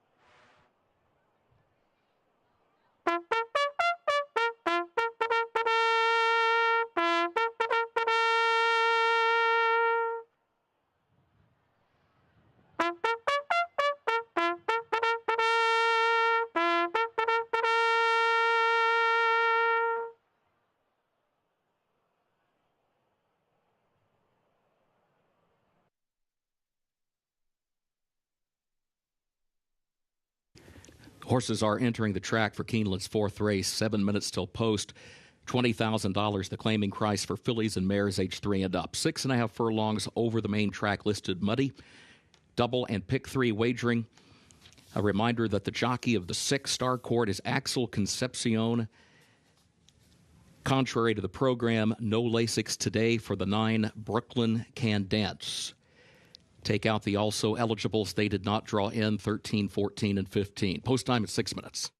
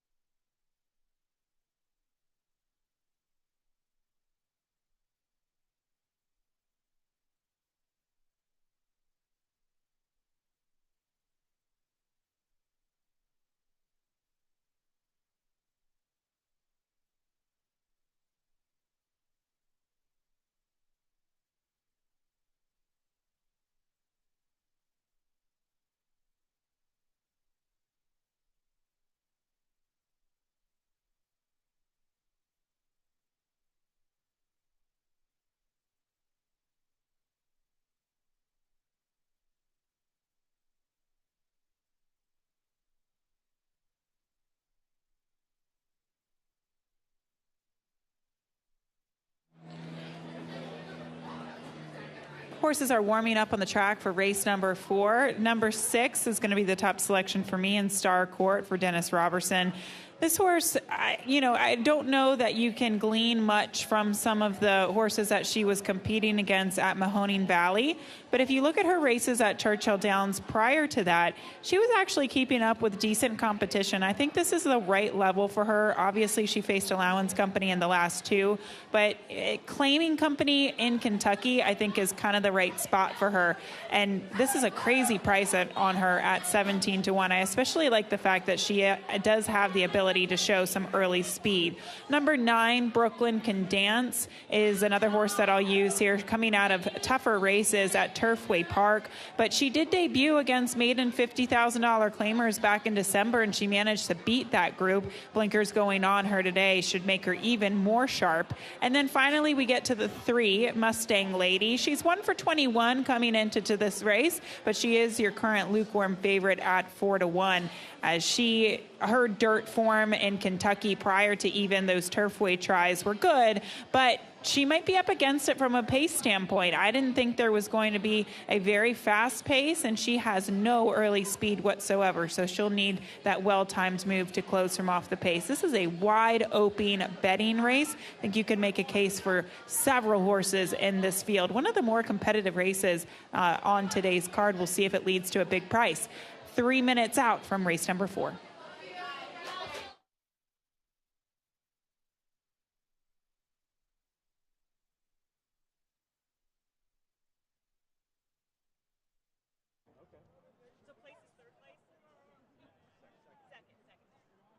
So if it wins or gets second place, you win money.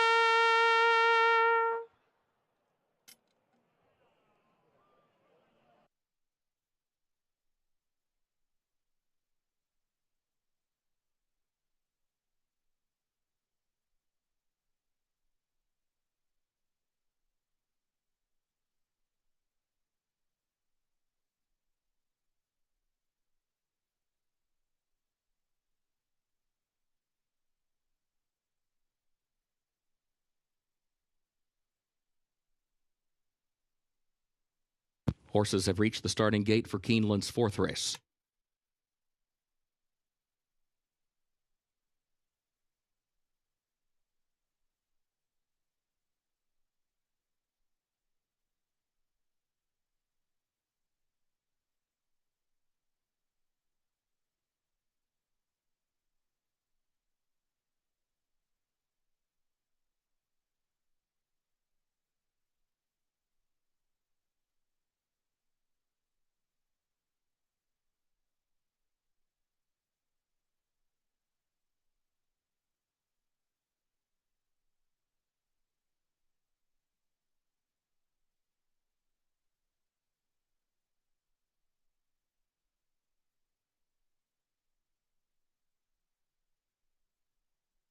Moving into line, race 4.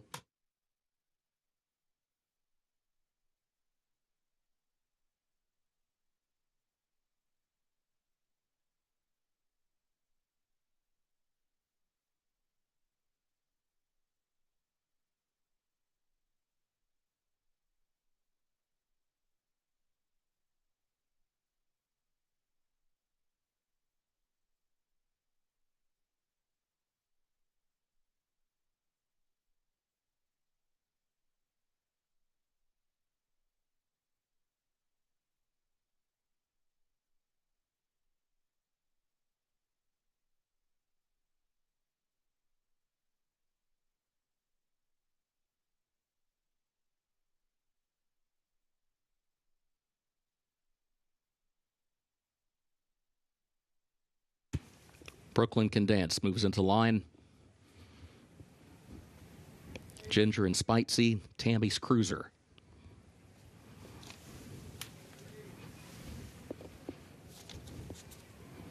Pat's Chrome Compass, I Got a Bolt.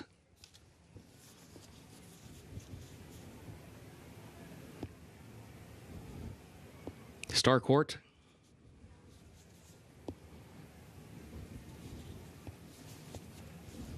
Red Wine Lady, the last one.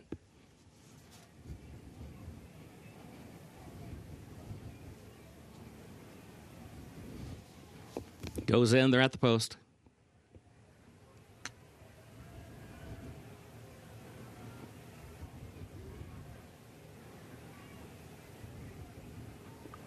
And they're off. There goes Tammy's Cruiser. Cervaro de la Sala has early speed. Starcourt up close. Tennessee Honeybee is away running in 4th. Mercy Otis 5th. Ginger and Spicy 6th.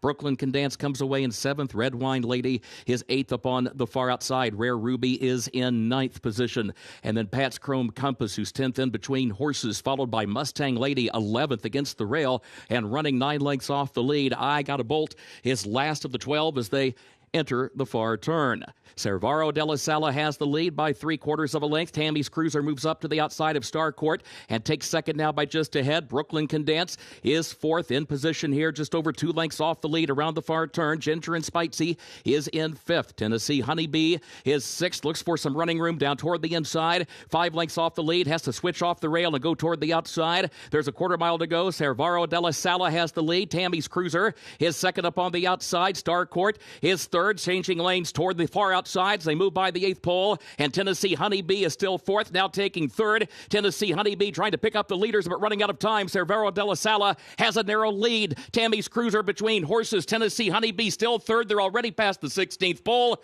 Cervaro de la Sala is in front, and Cervaro de la Sala wins it for Luis Saez. Tennessee Honeybee 2nd, Tammy's Cruiser 3rd, and Mustang Lady was 4th.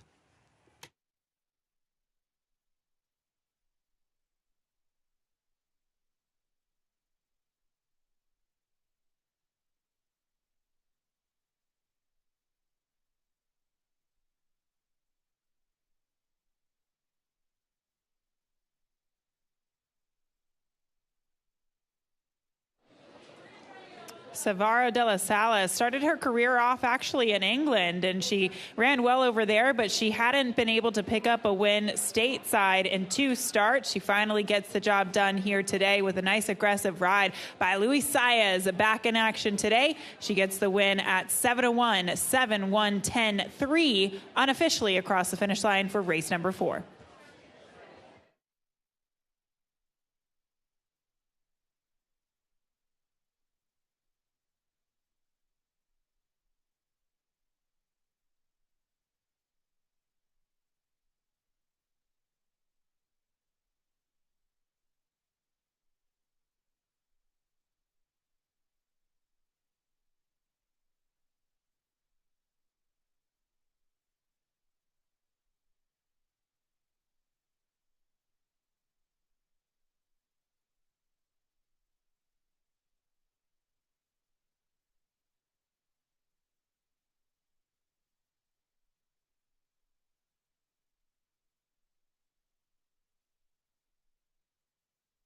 The unofficial results of Keeneland's fourth. 7, Cervaro de la Sala finished first. 1, Tennessee Honeybee was second. 10, Tammy's Cruiser third. 3, Mustang Lady fourth. 7, 1, 10, 3 unofficial.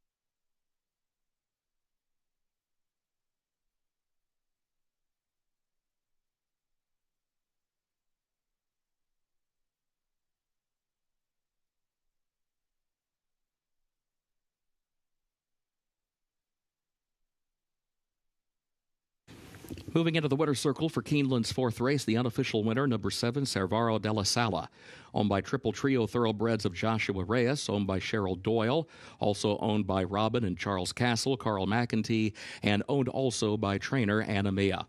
Luis Saez, the winning jockey. Cervaro de la Sala, 4-year-old daughter of Bungle in the Jungle, out of Comfort and Sound by Warfront. The winner bred in Great Britain by Stratford Place Stud.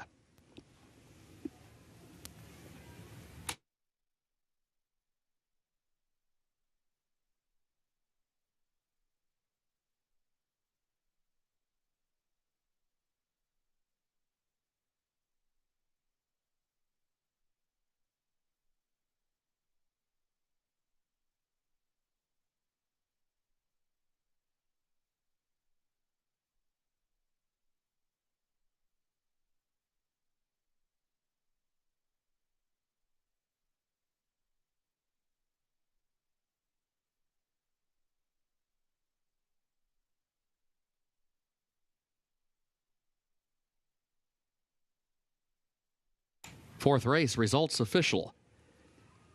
7, 1, 10, 3, the official results.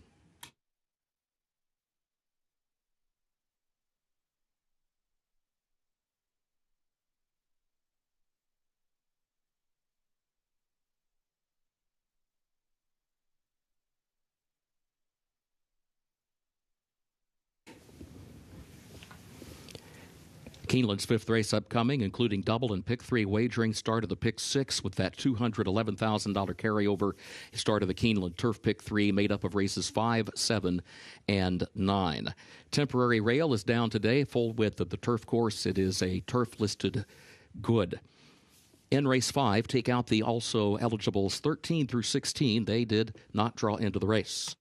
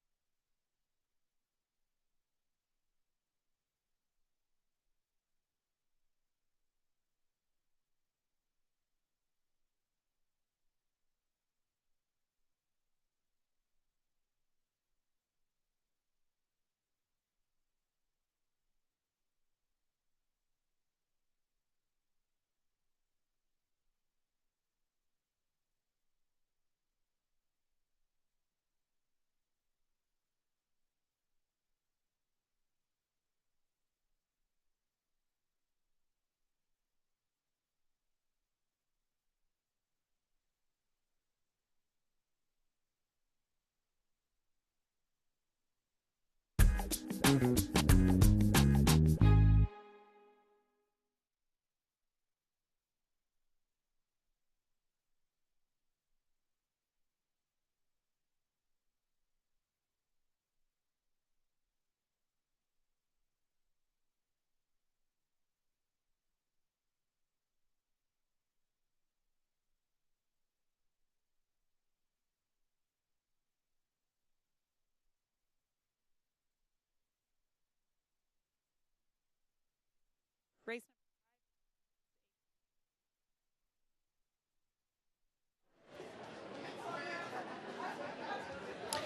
Race number 5 is next. It's a very nice allowance race. Heading out to the turf course at the distance of 1 1/16 miles, the turf course listed as good.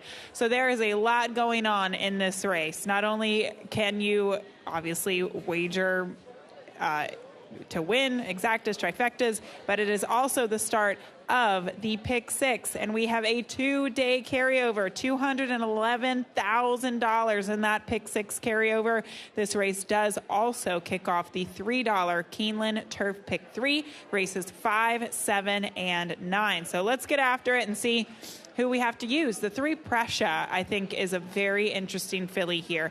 Last year as a 2-year-old, she almost won an allowance race back in the fall here at Keeneland. She lost by a nose at 32-1, but she came back to legitimize that effort in the Tepin Stakes, where she nearly won that race at 13-1.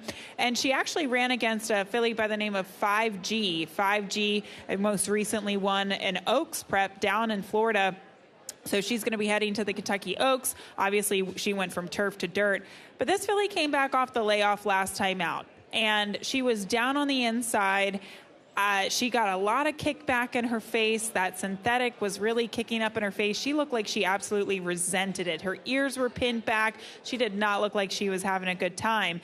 But then when the rider finally tipped her out and she got a little bit of clear room to run, she started to run on a little bit late, but unfortunately it was too little too late in that effort.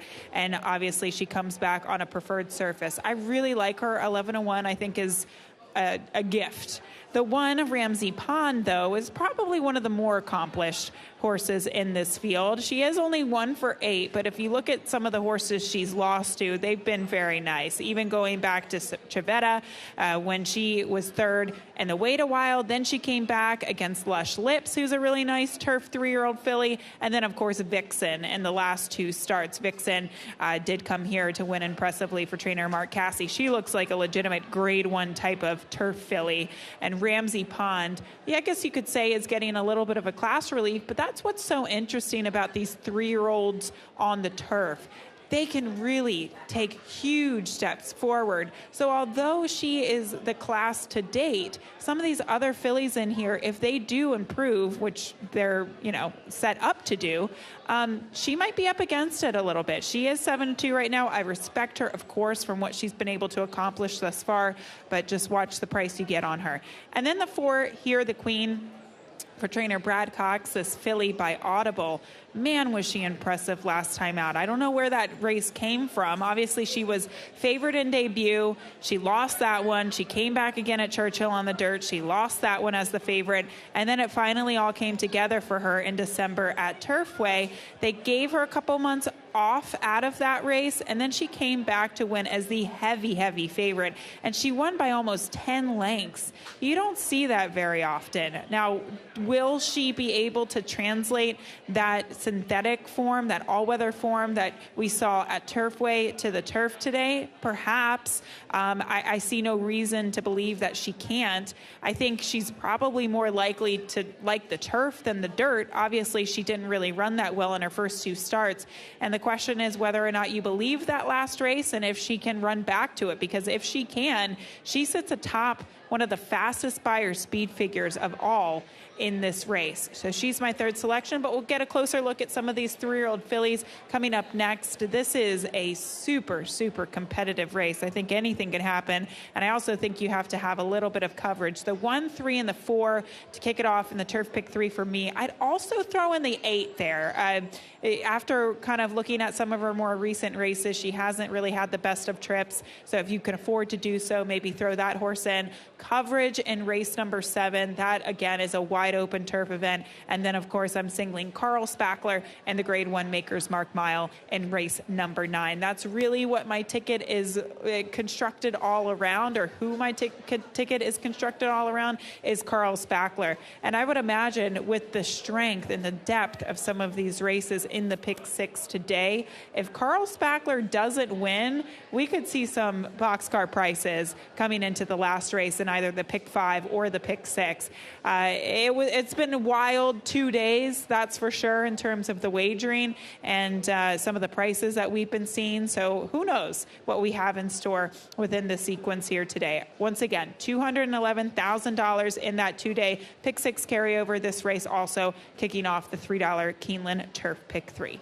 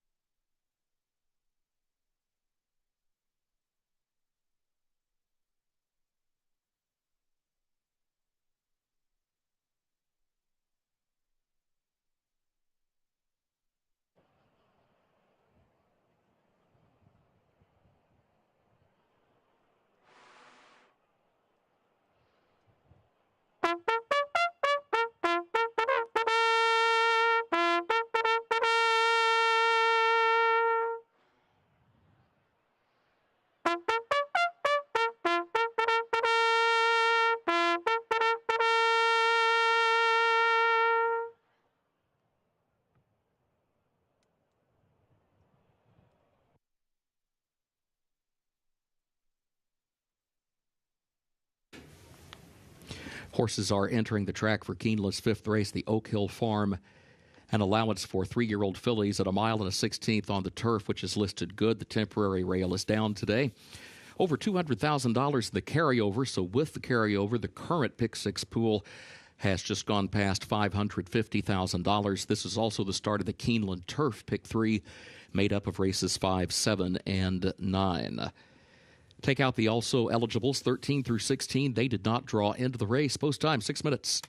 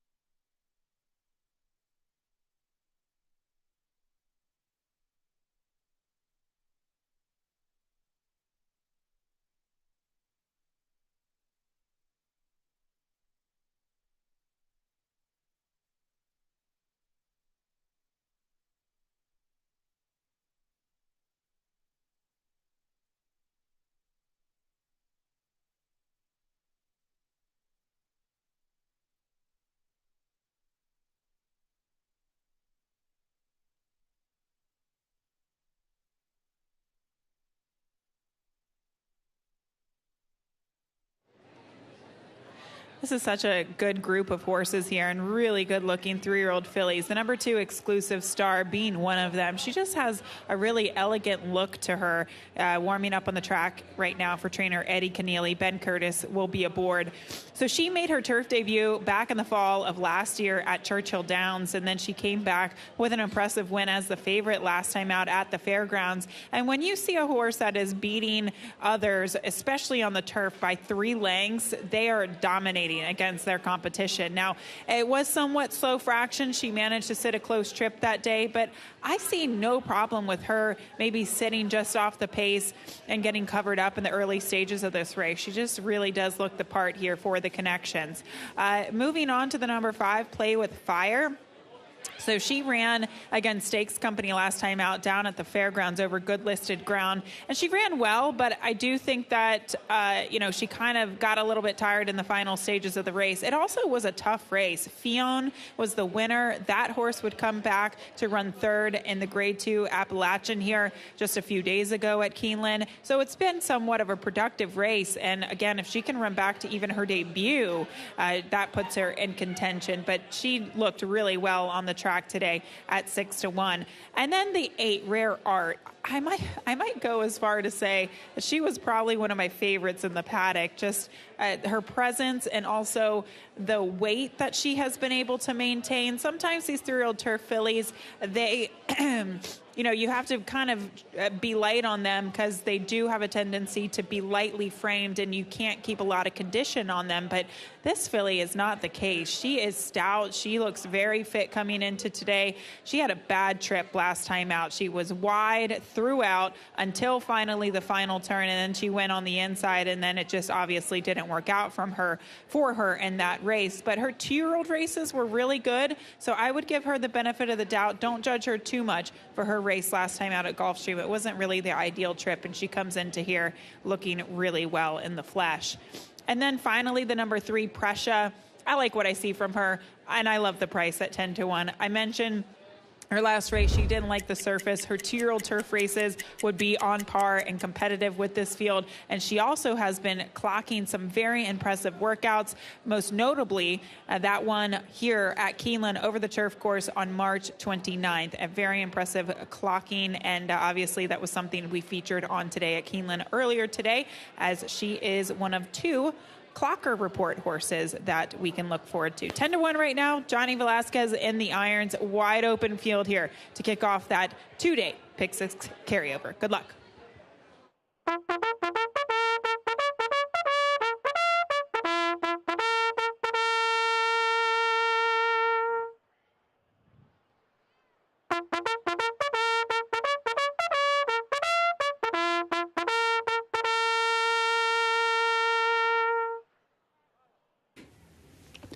Horses have reached the starting gate and are moving into line for Keeneland's 5th race, the Oak Hill Farm. Start of the Pick 6, start of the Keeneland Turf Pick 3. Pick 6 pool with carryover now over $630,000. Pick 6 begins right here.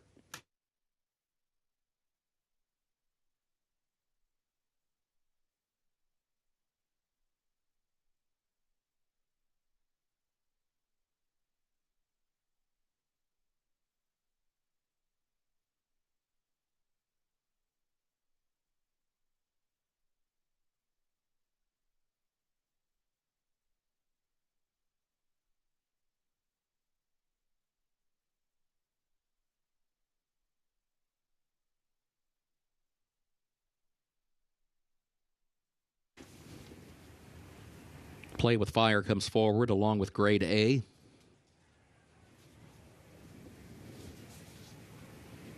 Drop the Hammer.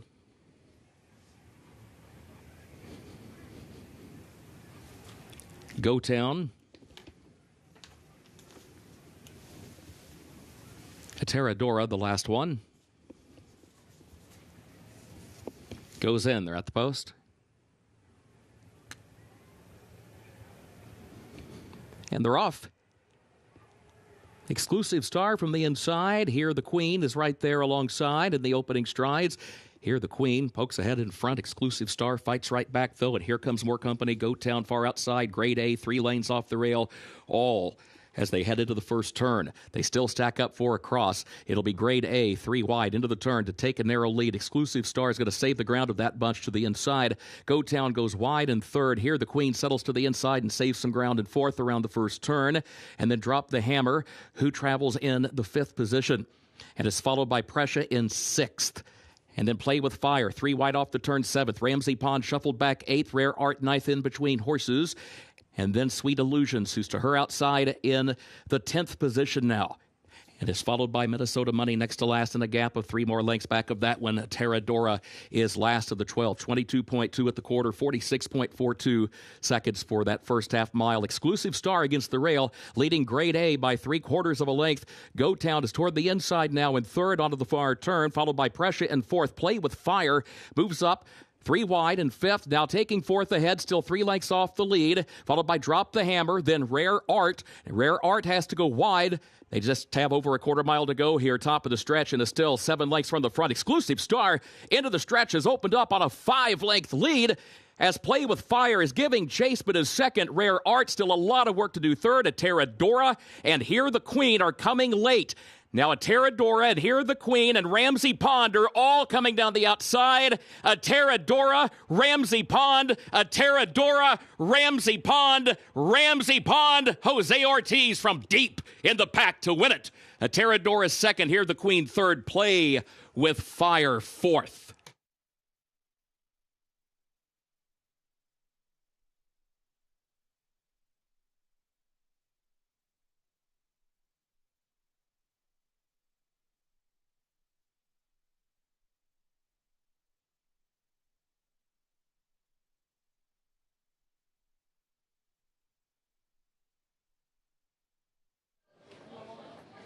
What a performance and what a ride by jockey Jose Ortiz. He managed to save ground throughout the running of the race. That's exactly the type of trip that you want on the turf.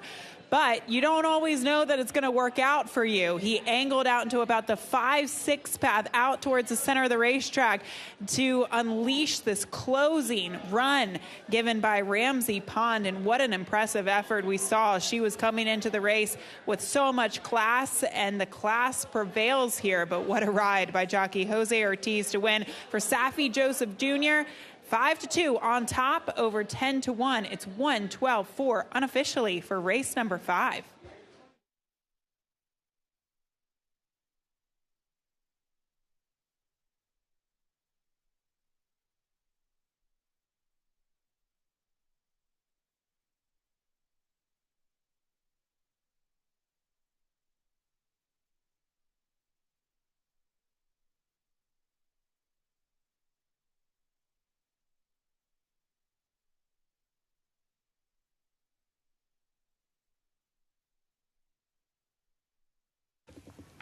Unofficial results of Keeneland's fifth race. Number 1, Ramsey Pond was first. Number 12, Ateradora second. Number 4, Here the Queen third. Number 5, Play with Fire fourth. 1-12-4-5 unofficial.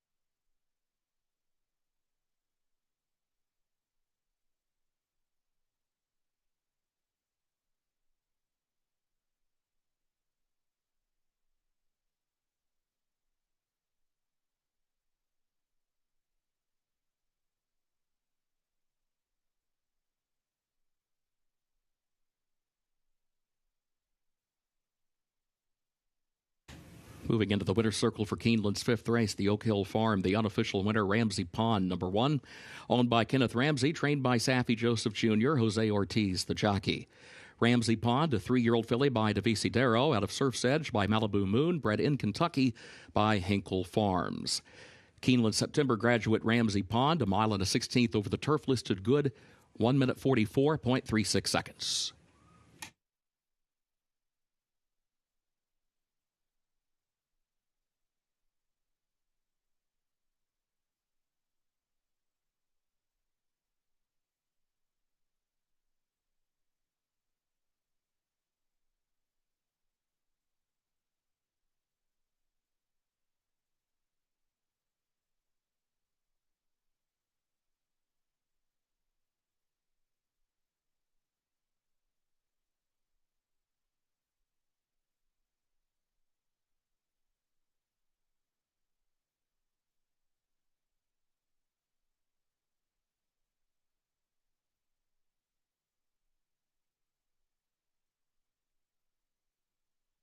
In the winner's circle, the Oak Hill Farm trophy presentation to the connections of Ramsey Pond.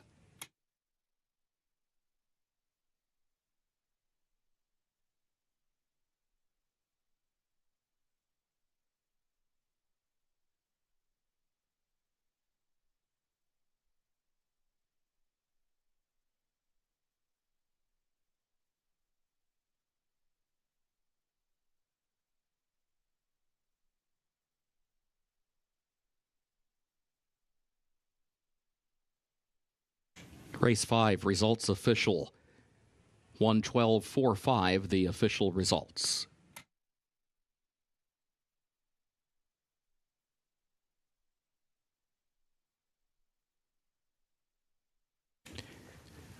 We direct your attention to the winner's circle at this time. Today is College Scholarship Day, presented by Lane's End. 2 lucky students are taking home $10,000 in scholarship money. Congratulations to our winners, Maggie Simmons and Isabel Muccio. They are accompanied by Lane's End representative Andy Farish Day, Farm Tour and Hospitality Manager, and Keeneland's Kara Heisenbuttel.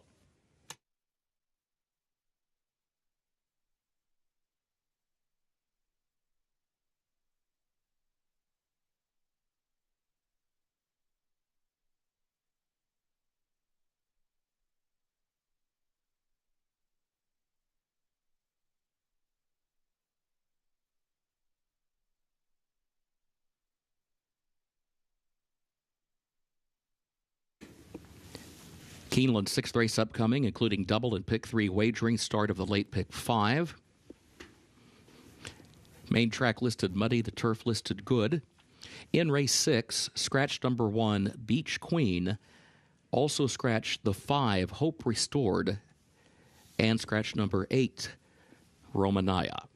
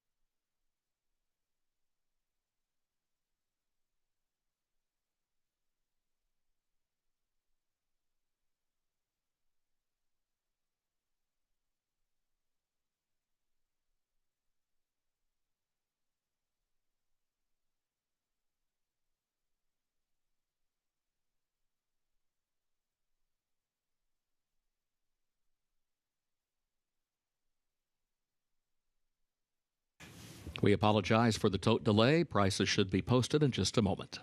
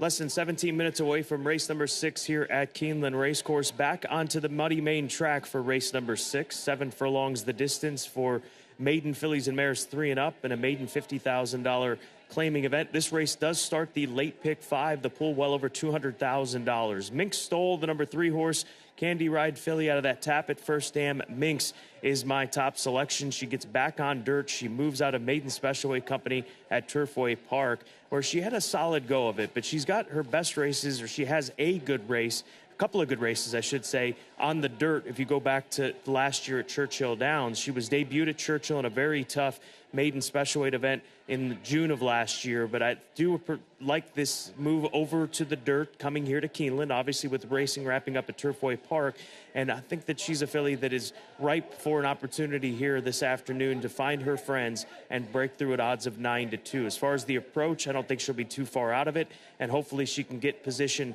early on at going into that turn and turn for home with a little life at the top of the stretch with Alex Achard in the saddle. So 9-2 on the board for Minx Stoll, the daughter of Candy Ride.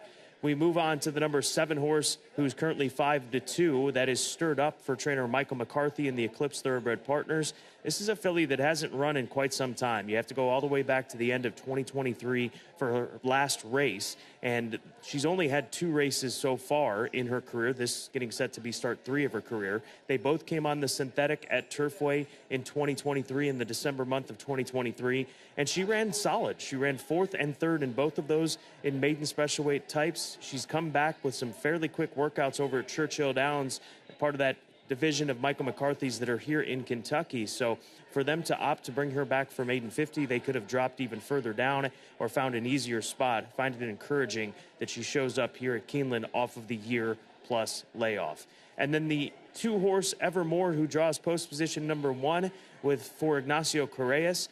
She's back on dirt. She is a filly that has gone 7 furlongs in the past here at Keeneland, but she had a terrible start when she did so just under a year ago during the spring meet here at Keeneland Racecourse. But she's a filly that has put together some effort. She's not been consistent, but there's not a lot of consistency in amongst this group. So 2 back, that race was solid.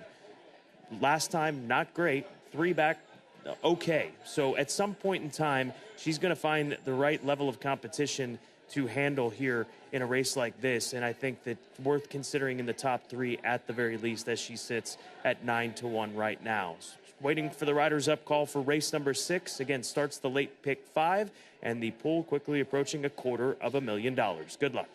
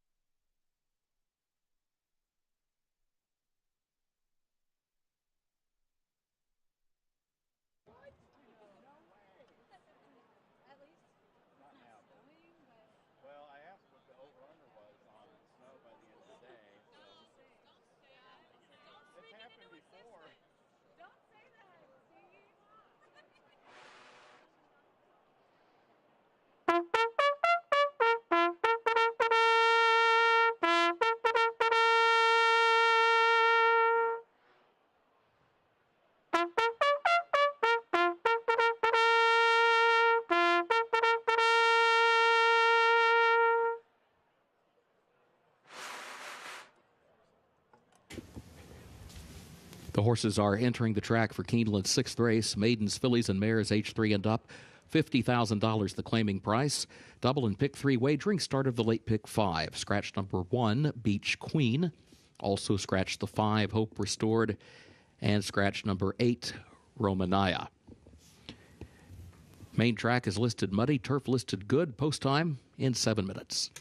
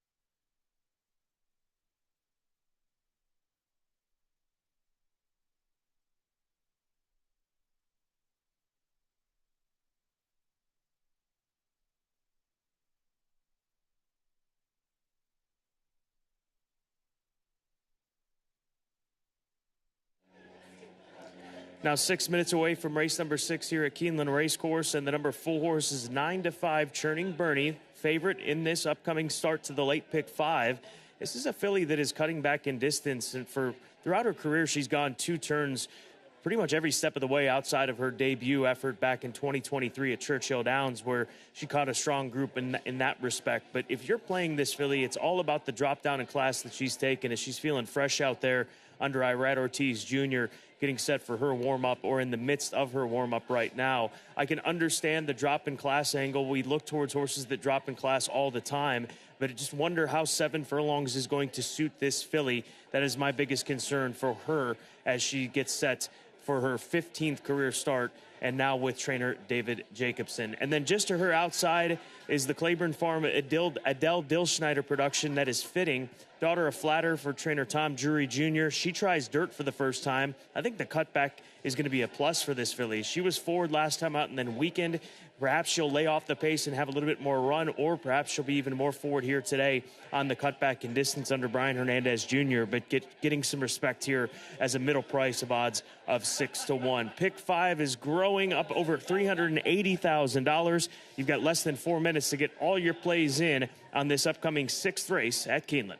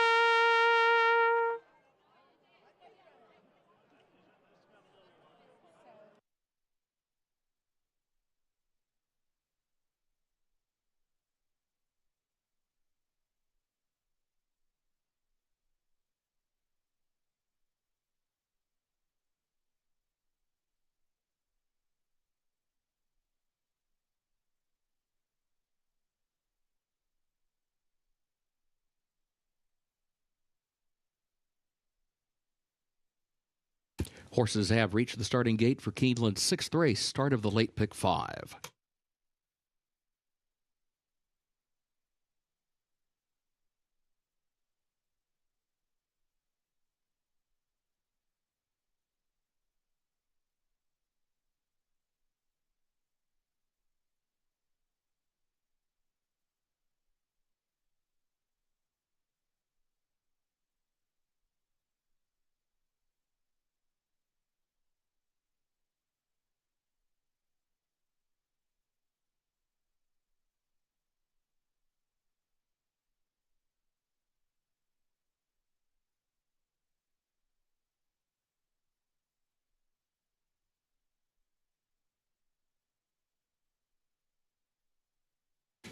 Moving into line, race 6.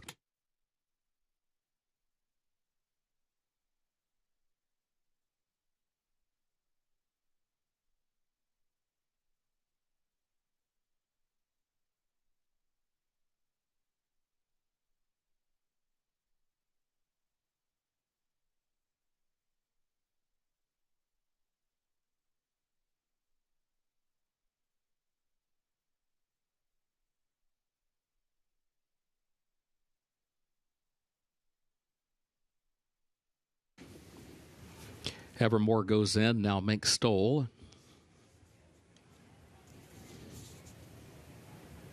Churning Bernie.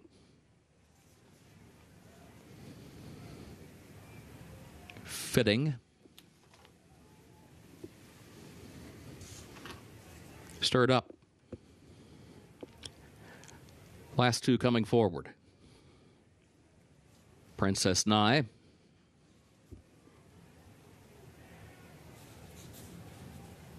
Pat's Button, the last one. Goes in, they're at the post. And they're off. There goes Princess Nye. Princess Nye right out for the lead. Pat's Button is there on the extreme outside. Then Stirred Up comes away running in third. Evermore comes out fourth. Down toward the inside. Makes Stoll alongside that one in fifth. Churning Bernie is in sixth and Fitting. Last of the 7 as they make the move up the back stretch.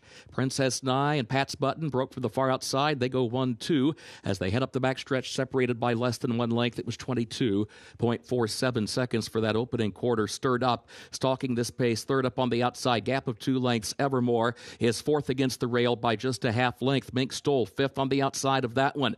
Churning Bernie still next to last and running 6 lengths off the lead. Then a gap of 4 more back of that one. Fitting is last as they round the far turn. Back up front, Princess Nye to the inside and Pat's Button there on the outside. And these two continue to go at it, but now off the turn, Princess Nye has the lead by a length. Stirred Up and Churning Bernie starting to move to the outside.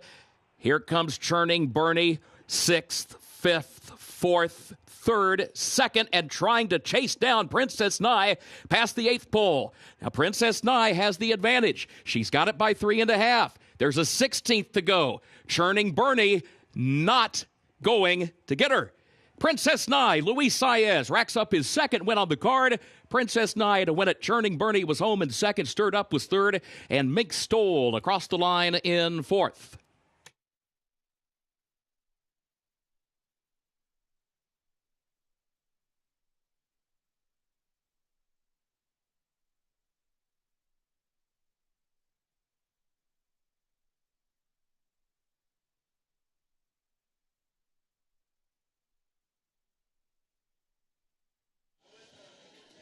Well, they couldn't reel her in here this afternoon. Princess Nye, as Luis Saez on this comeback mission here after missing a couple of days of racing, picks up his 2nd win this afternoon, as Kurt mentioned, and she was able to just keep on going out on the front end. The favorite, she had every opportunity to reel her in, but Princess Nye had a big jump on her and springs an 8-1 upset in race number 6 to start the late pick 5 and in leg 2 of that $1 million pool in the pick 6.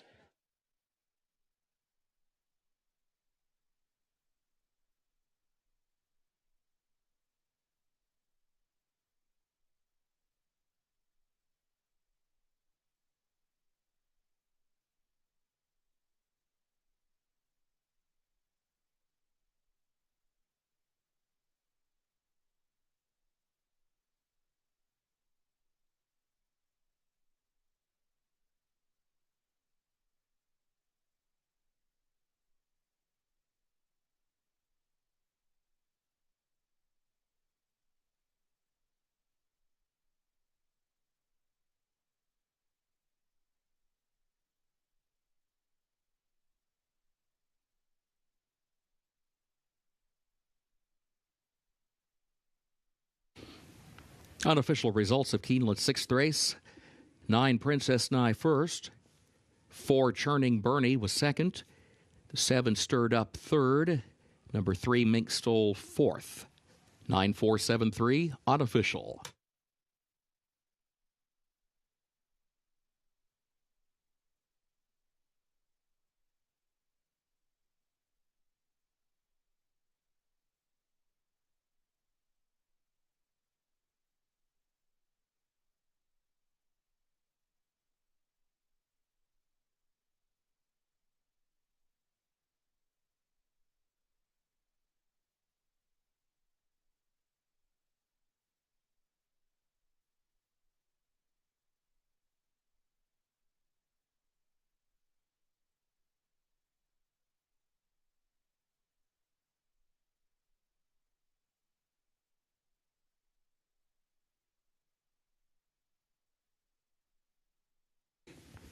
Moving into the winner's circle for Keeneland's sixth race, the unofficial winner, number 9, Princess Nye. Owned by the Cumberland stable of Steve Horn, trained by Chris Davis. 2 wins today for Luis Saez. Nyquist, the sire of this 3-year-old filly out of Project Whiskey by Tapazar, bred in Kentucky by Woodford Thoroughbreds, LLC. 7 furlongs over the main track listed muddy, 1 minute 24.32 seconds.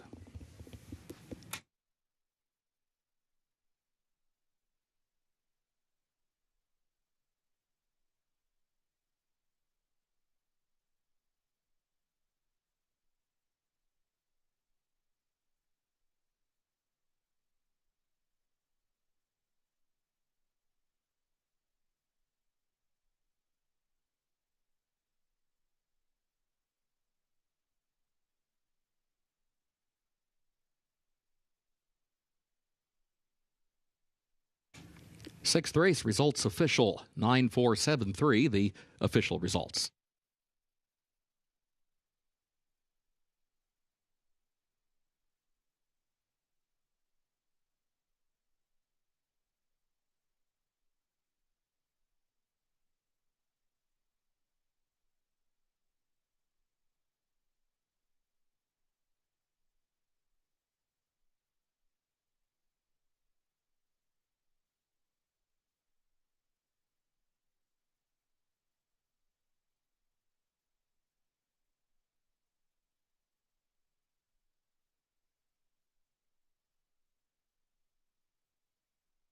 We direct your attention to the winner's circle at this time. Joining us are the Keeneland College ambassadors and interns.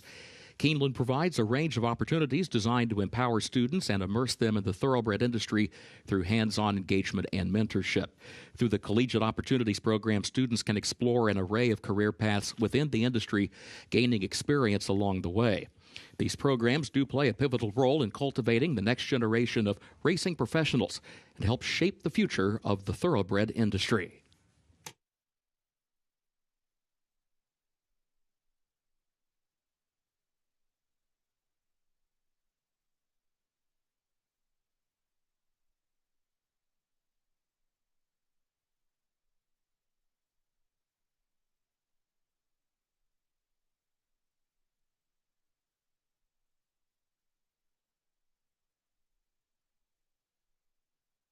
Keeneland's 7th race upcoming, the Fan Duel Limestone. The turf is listed good. Double and pick 3 wagering and start of the late pick 4. Rail at 0 feet today. A reminder, take out the also eligibles 13 through 16. They did not draw into the race.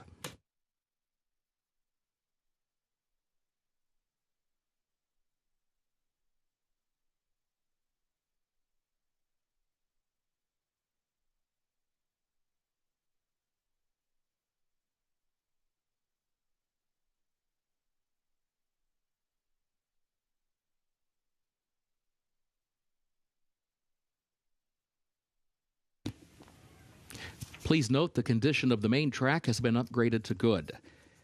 Condition of the main track has been upgraded to good.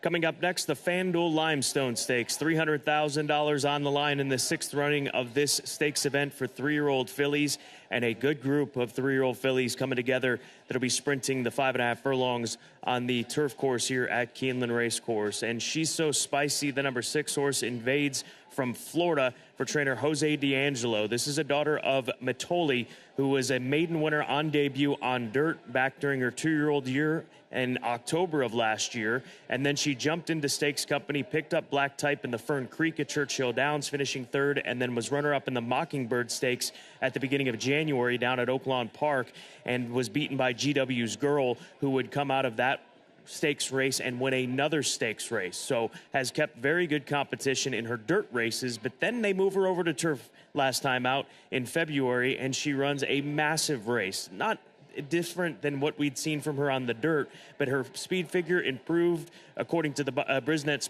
speed figures that I've got in front of me, and she blitzed a group on that firm ground at Gulfstream. Now, obviously, this is a different type of turf course that she'll be running on here this afternoon, with it listed as good with all of the rain that we've received over the last week or so here in Lexington, Kentucky. But she is a talented filly, and she has traveled. She's gone from Gulfstream to Churchill to Oaklawn, back to Gulfstream to come here to Keeneland, and she brings her game everywhere that she goes. So Irad's in the saddle.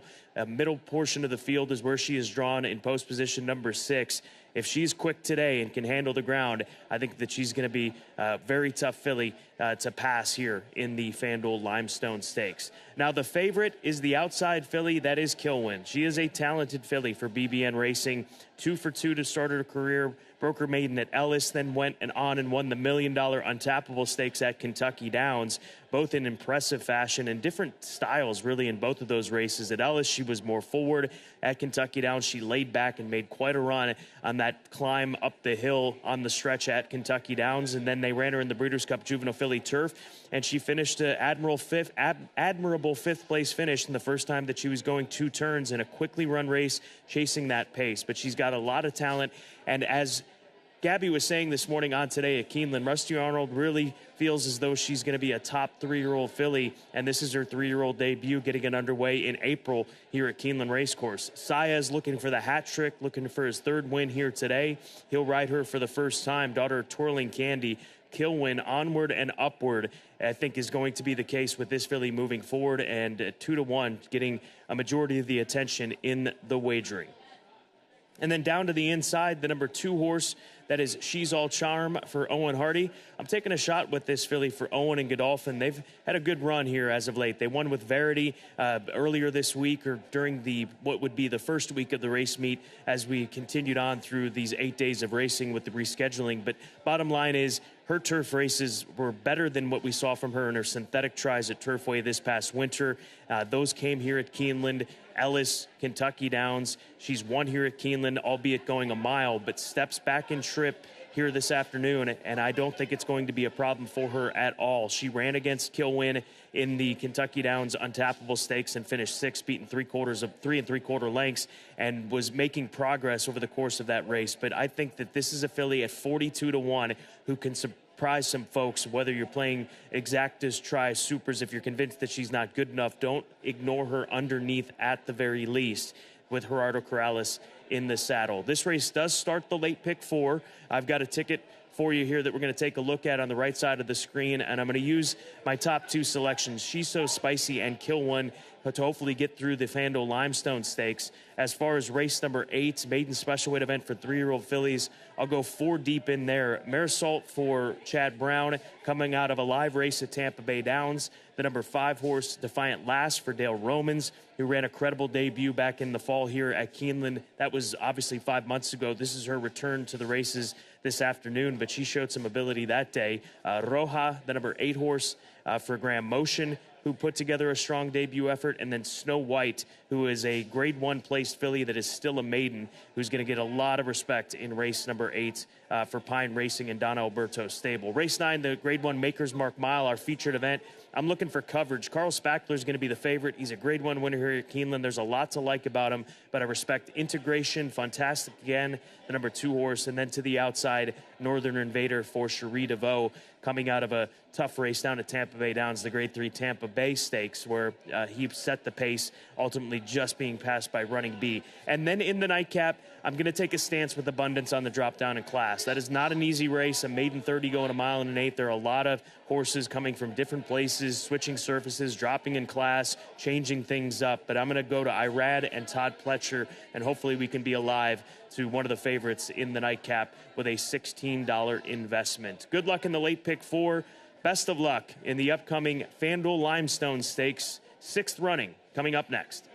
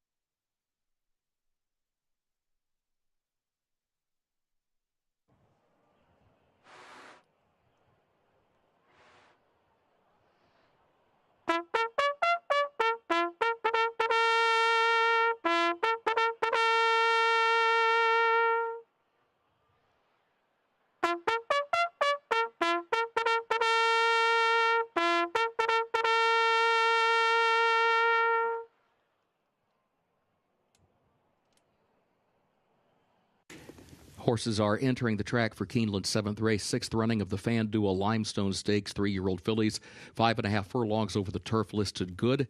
Temporary rail is down today. Start of the late pick 4. Pick 3 and double wagering also featured here. A reminder, the main track has been upgraded to good, and the turf also listed good. Take out the also eligibles 13 through 16. They did not draw into the race.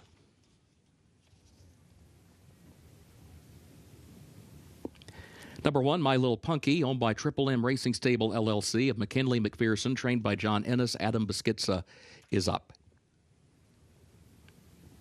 2, She's All Charm, races for Godolphin LLC of Mohammed Al Maktoum and others. Trainer Owen Hardy, jockey Gerardo Corrales. 3, Look at My Buckle, owned by the Social Circle Stable of Lee Sanders, trained by Jerome Miller. Mario Gutierrez, the jockey. 4, Abiento, owned by Tracy Farmer, trained by Mark Cassie.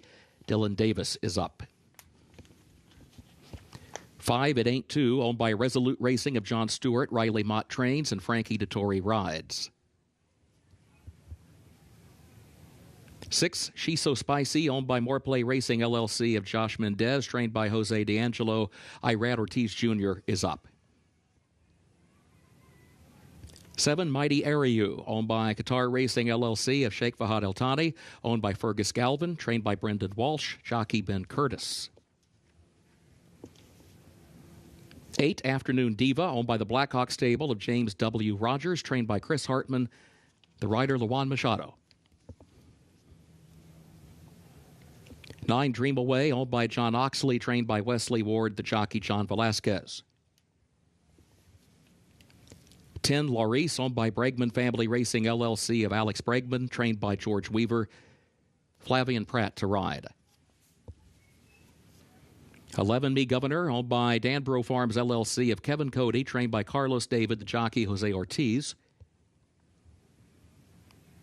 And number 12, Kilwin, owned by BBN Racing LLC of Ann Braxton Lynch, trained by Rusty Arnold, jockey Luis Saez. Post time, less than 5 minutes.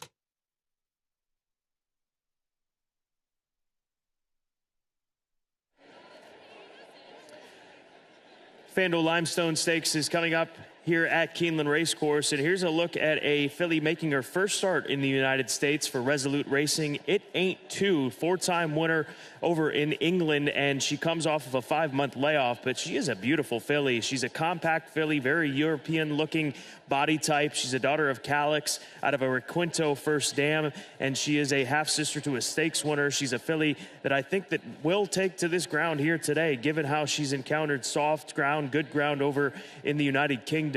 She's currently sitting at 13-1 on the board. Pretty filly. That is It Ain't 2, getting set for a stakes try in her U.S. debut.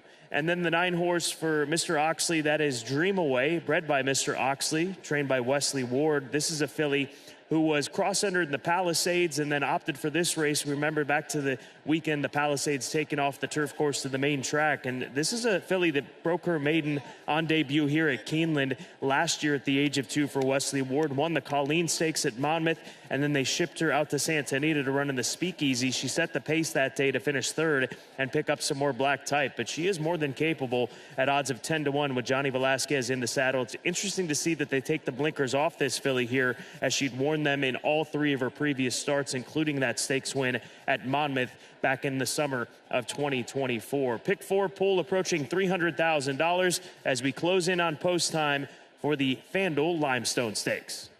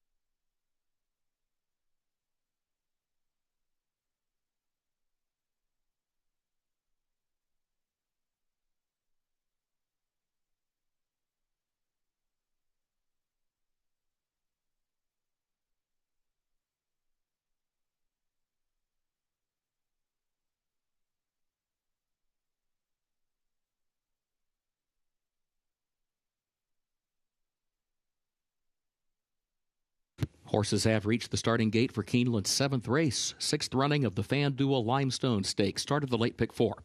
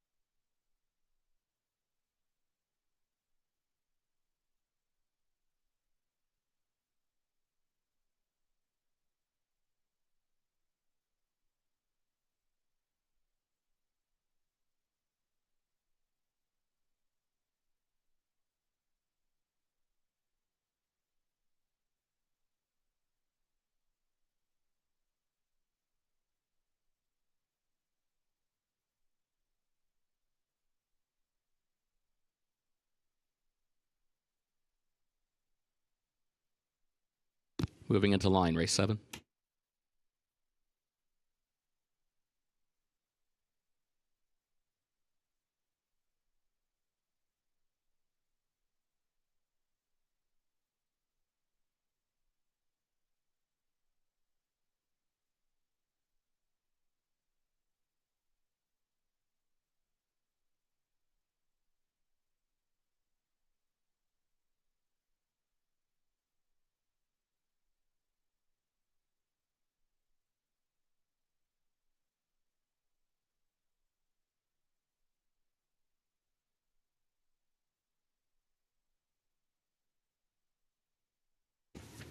Abiento comes forward. Laurice, It Ain't Two.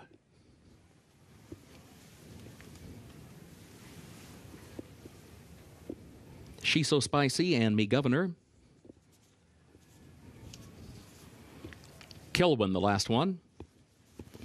Goes in, they're at the post. They're off in the fan duel Limestone.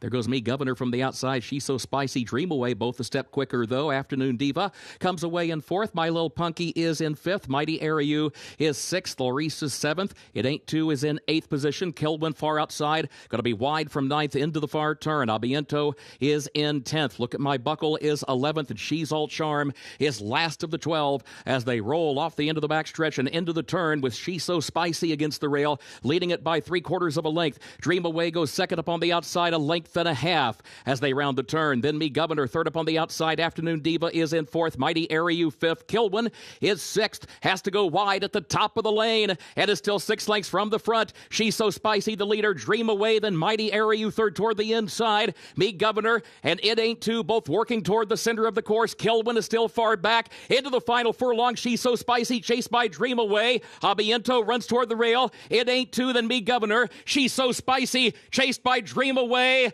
A final charge from Abiento up the inside. She So Spicy wins it for Irad Ortiz Jr. in the fan duel Limestone.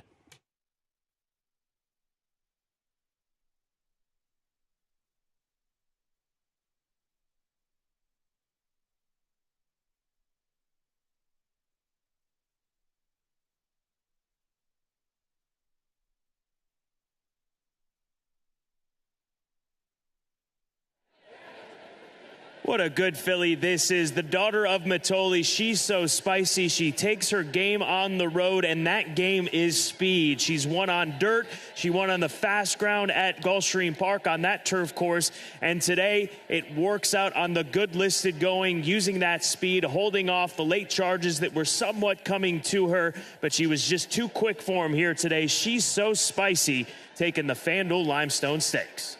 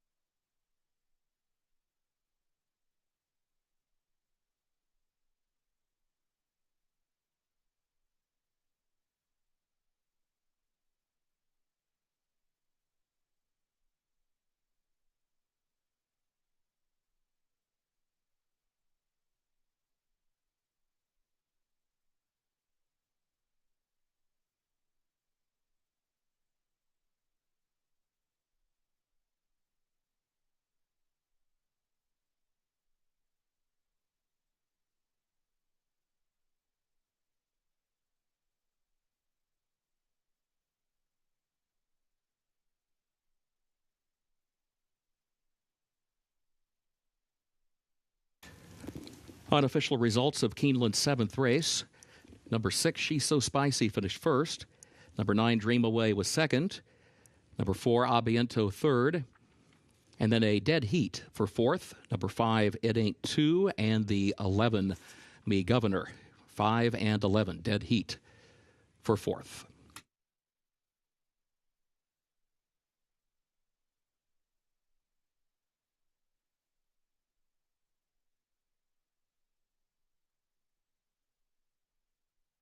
Moving into the winner's circle, the unofficial winner of Keeneland's 7th race, the FanDuel Limestone Stakes.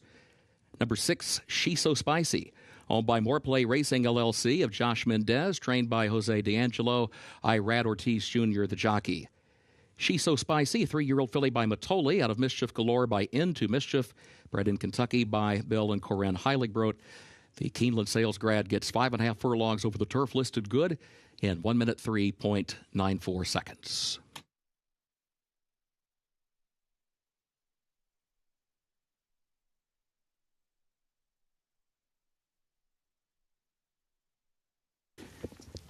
Results of race 7 are official. 6, 9, 4, and then 5 and 11 in that dead heat for fourth. That result official.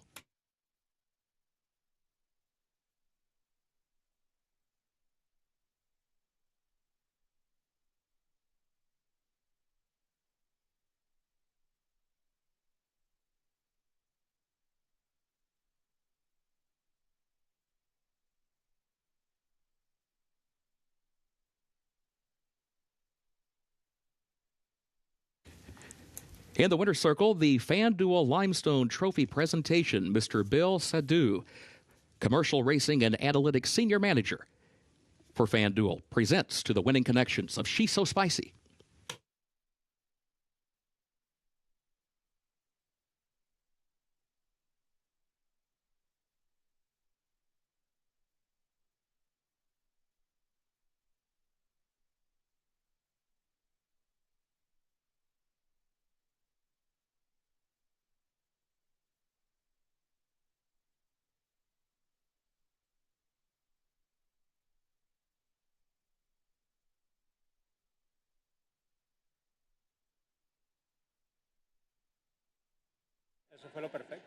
She's So Spicy, 2 quick form today in the FanDuel Limestone for Jose D'Angelo, winning trainer, and Irad Ortiz Jr., who got it right to the front. Easy win, it looked like, in the end for this filly? I mean, she broke fast out of there. She got speed, so tried to relax and enjoy the time out there when she was on the lead, buy my time, and turn for home I asked, and she gave me a good turn of foot. On the end, they was going, but she held up, so Jose did a great job. Congratulations. Thank you, Scott. Jose, the places you've taken her, the different surfaces, fast ground down at Gulfstream, comes here, handles this. How good is this filly from what you've seen in a very short amount of time?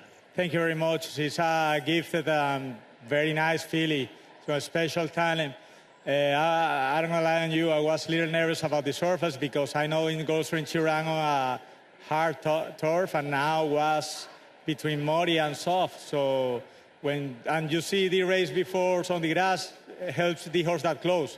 So I tell Ira I just brakes and try to go with her and wait as too much to make her run.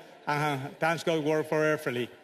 Congratulations, well done. You got a really nice filly on your hands. Thank you. She's So Spicy picks up another stake, and this time here at Keeneland Racecourse.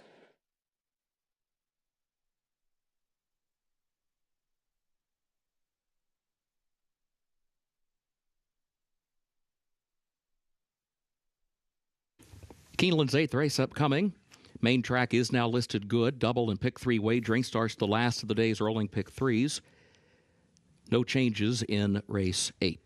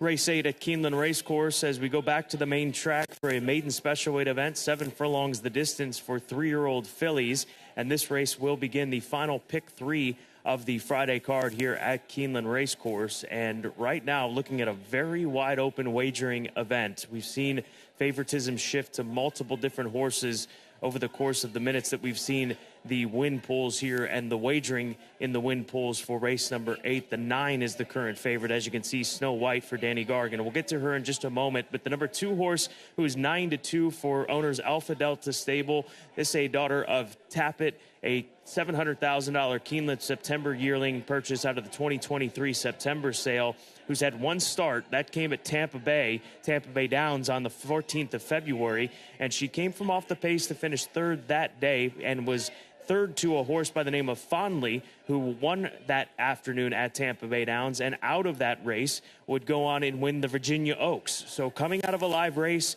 always key to look at the live nature or lack thereof for races and run lines, and that's exactly what you've got with Mersault for trainer Chad Brown. 5-1 on the board, a very fair price on this filly coming out of that difficult race down at Tampa Bay Downs. The number 9 horse, that is Snow White for Pine Racing Stables and Don Alberto Stable.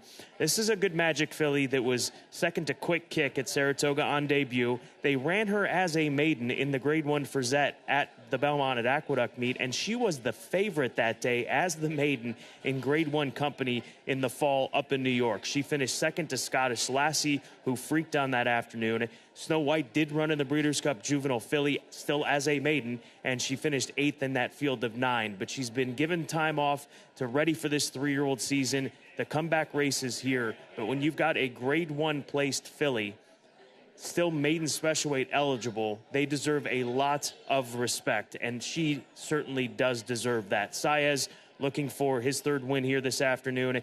This filly gets Lasix for the first time, so she is a strong play, to say the least, or one to consider, to say the least, here in race number 8. And then the 8-horse Roja for the Eclipse Thoroughbred Partners in Matticat Stable. Graham Motion conditions this filly. She was 3rd on debut at Tampa Bay Downs, and she has Irad Ortiz Jr. back in the saddle. That was the beginning of March. You got to think that she'll build off of that. It was a very quickly run race at Tampa Bay Downs that she was chasing that pace to ultimately finish 3rd. So a little extra distance here today. I can't imagine that the pace will be as quick as she encountered at Tampa Bay. Obviously remains to be seen. But that was an encouraging first out for Roja and the Eclipse Thoroughbred Partners as she gets set for start 2 of her career here this afternoon. Good race coming up. 7 furlongs the distance. Has a bit of everything. Horses coming from various different locations. And Snow White with that Grade 1 placing looking for her first career victory. She is the 2-1 favorite as it stands right now. 13 minutes to post before the 8th here at Keeneland.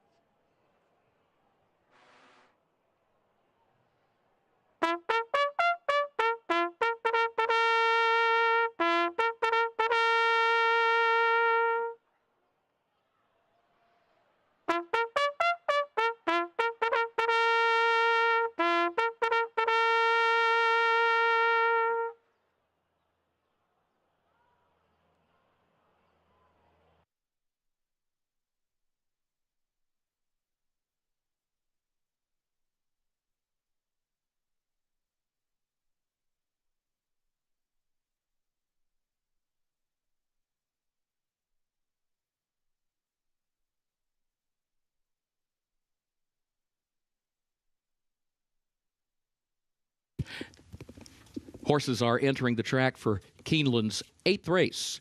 And a reminder that the main track is now listed good. Race 8, the Blue Diamond Stud, maiden special weight 3-year-old filly, 7 furlongs over the main track. Double and pick 3 wagering starts the last of the day's rolling pick 3s. No changes in race 8. Post time in 6 minutes.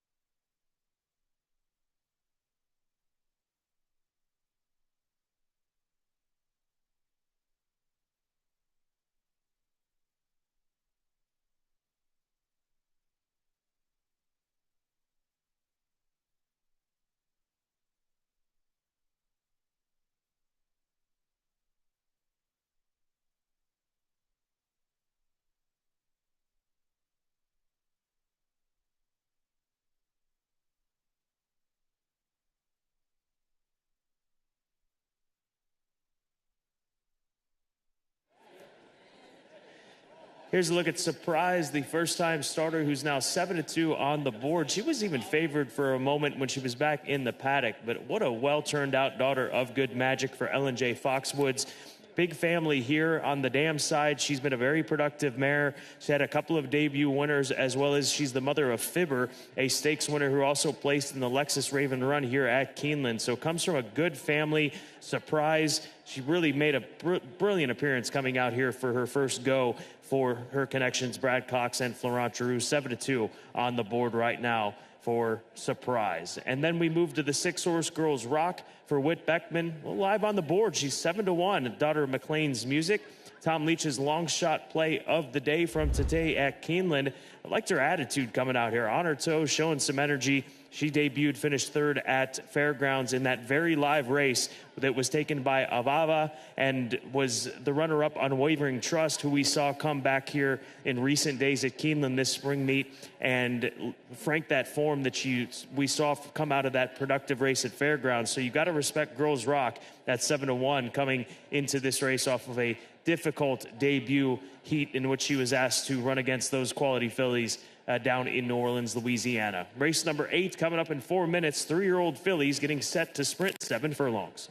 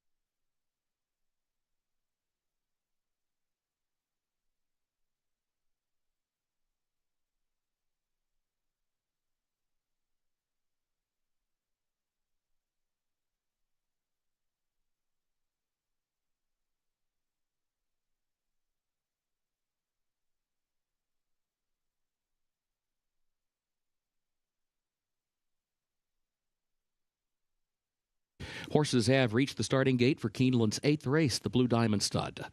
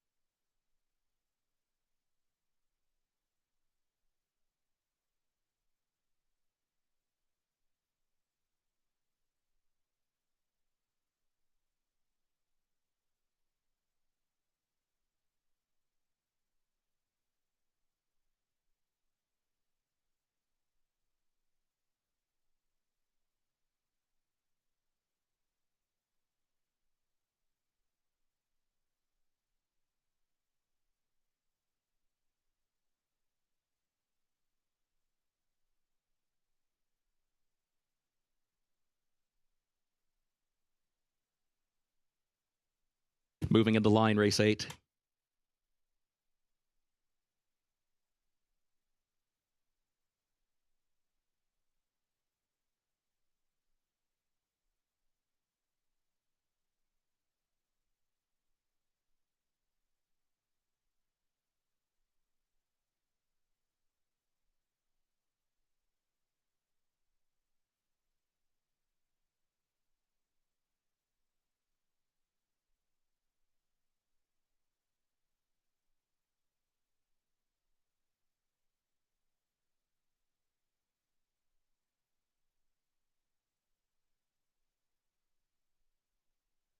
Surprise comes forward. Now Shandon and Overcome Adversity. Here's Roja. Snow White will be the last one. Comes forward now.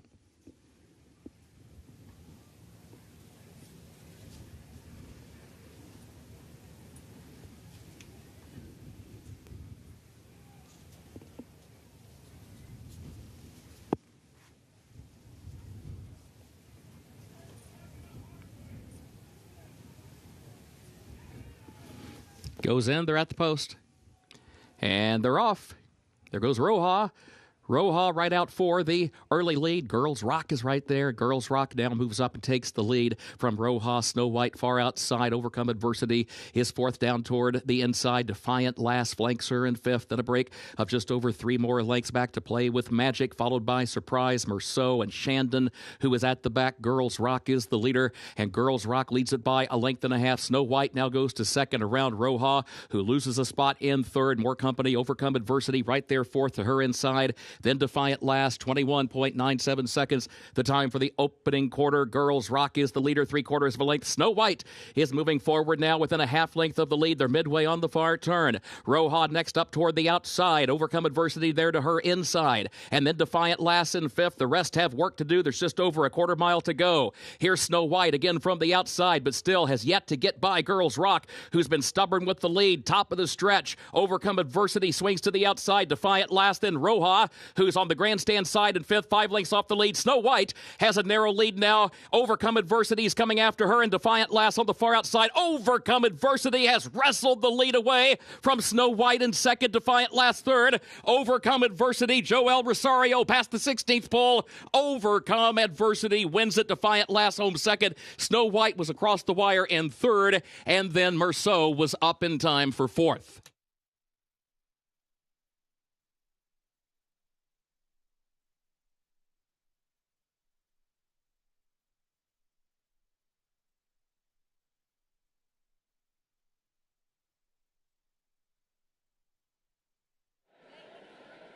Overcome Adversity at 17-1 on debut for trainer Matt Shire with Joel Rosario in the saddle. She laid off the pace and rolled right past Snow White, who looked like she had potentially made that winning move, but she's going to end up finishing third in this race. The 5 rallying from off the pace as well to complete the exacta 4.59 in race 8 here at Keeneland, a 17-1 upset winner.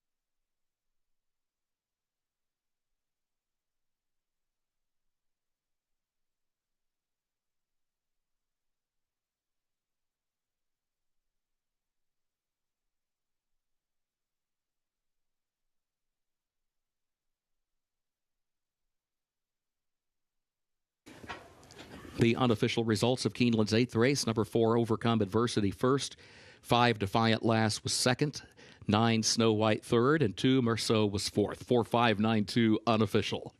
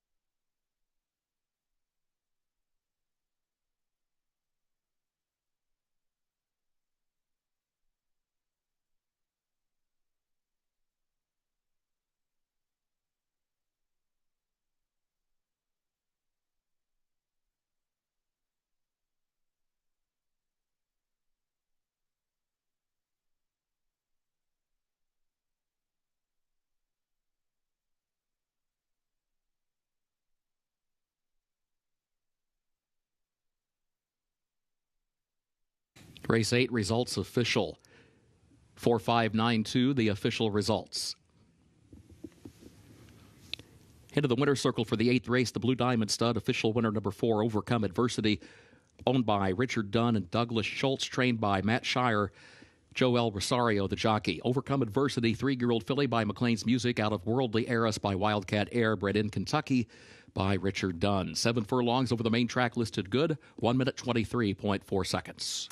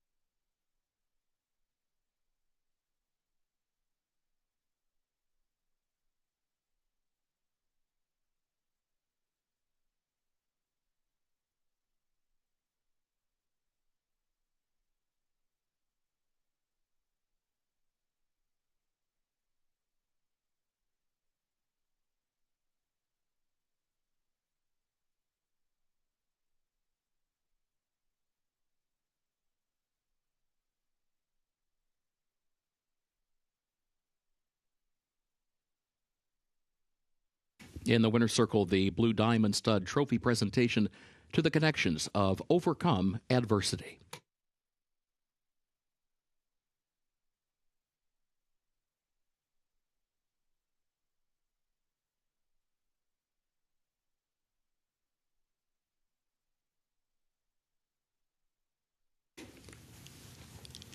Keeneland's 9th and featured race upcoming, the 37th running of the Maker's Mark Mile Grade 1. The turf is listed good. Rail at 0 feet today. Starts the last of the day's rolling doubles. Scratch the 5, Santorini, and scratch number 9, Seminole Chief.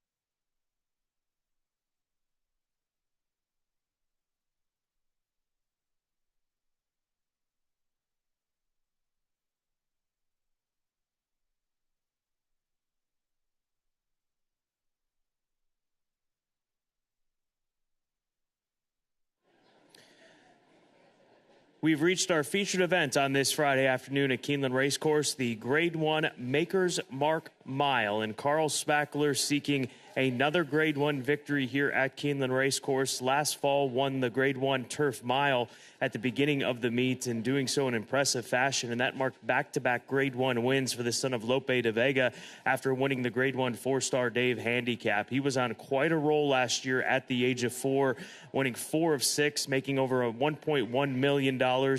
He did suffer a couple of defeats, did so in the Grade 3 Poker at Saratoga back in June of last summer, and then most recently in the Grade 1 FanDuel Breeders' Cup Mile in a race that was very quickly run, as those Breeders' Cup races tend to be. More than looks, it was his day after finishing second to Carl Spackler in those previous Grade 1s, the one at Keeneland and the one at Saratoga.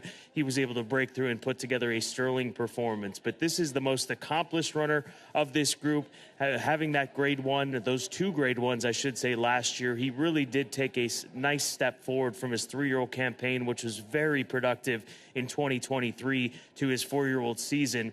And we'll see if he can get things going here at the age of 5 with another Grade 1. He looks very composed, beautiful son of Lope de Vega for E5 Racing. Chad Brown, Flavian Pratt gets the opportunity to ride here today, I should say, with Tyler Gaffleon sidelined due to injury here for a little bit. But nonetheless, he's the horse to beat. Accomplished runner, runs well on firm ground, on good ground, and that is why he is sitting at 1-4 on the board, and doesn't hurt to have Chad Brown on his side, as well as Chad seeks another win in the Grade 1 Maker's Mark Mile, having won it back in 2021 with the impressive Raging Bull. He is my top selection, Gabby's top selection, and the majority is obviously to make him 1-4 in the wagering. The number 2 horse is where I'll end up next here, with a long shot play that is fantastic again for trainer Wesley Ward and Three Chimneys Farm. He's made over $400,000, and during his career, he has moved on to the grass course in his last few starts. He ran a really big race at Santa Anita, going a mile in the Grade 1 Shoemaker Mile at Santa Anita, and finished second to Johannes, who is the best miler that we have out on the West Coast. And last time out, he gave it a go in the Grade 3 Mint Million Stakes at Kentucky Downs. Wasn't nearly as effective, but he has got races and numbers that will make him far more competitive than what 25-1 suggests. And I think that this is a perfect spot for a potential breakout type performance to really legitimize his status in this Grade 1 level mile division for the remainder of the year. Irad Ortiz Jr.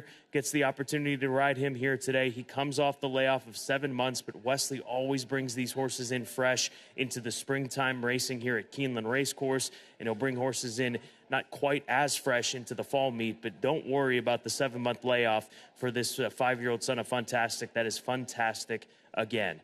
And then down on the inside, Integration, he's pretty accomplished as well. $1.3 million in earnings. He's only run 1 time in the past year at Keeneland. That was last year in the Maker's Mark Mile, where he was third to the brilliant miler for Godolphin and Master of the Seas.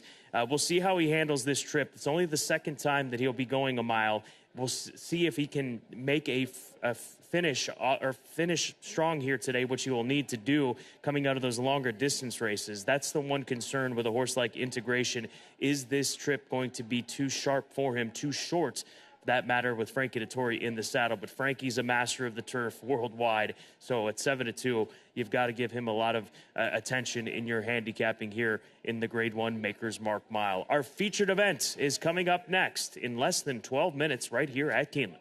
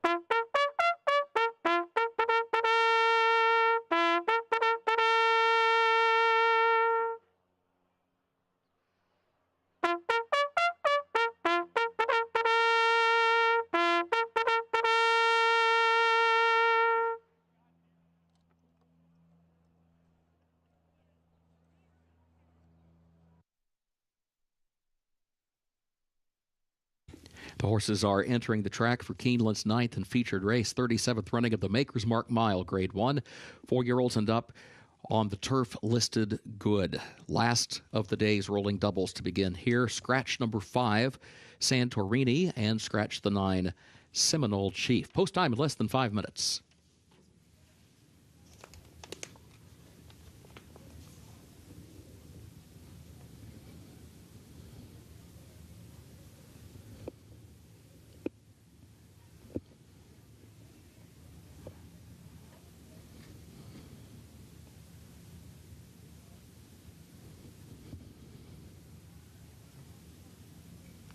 Now the post-parade, number 1 Integration, owned by West Point Thoroughbreds of Terry Finley. Woodford Racing, LLC, of William S. Farish Jr., trained by Shug McGahee. Frankie DeTore is up.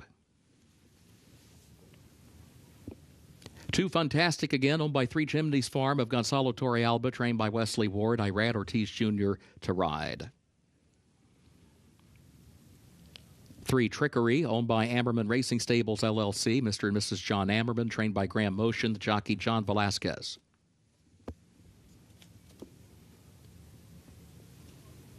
4 Grand Aspen, races for Pro Thoroughbreds Enterprises, LLC. Michael and Lenora Paulson, trained by Jonathan Thomas, Joel Rosario to ride. 5 is Scratch. 6 is Carl Spackler, owned by E5 Racing Thoroughbreds of Robert Edwards Jr., trained by Chad Brown, jockey Flavian Pratt.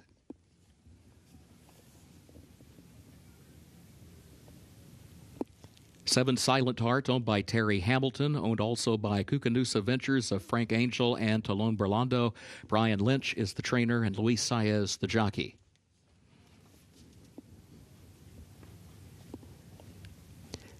8 Northern Invader, owned by West Point Thoroughbreds of Terry Finley and David and Gordo. Cherie DeVoe trains, Jose Ortiz rides.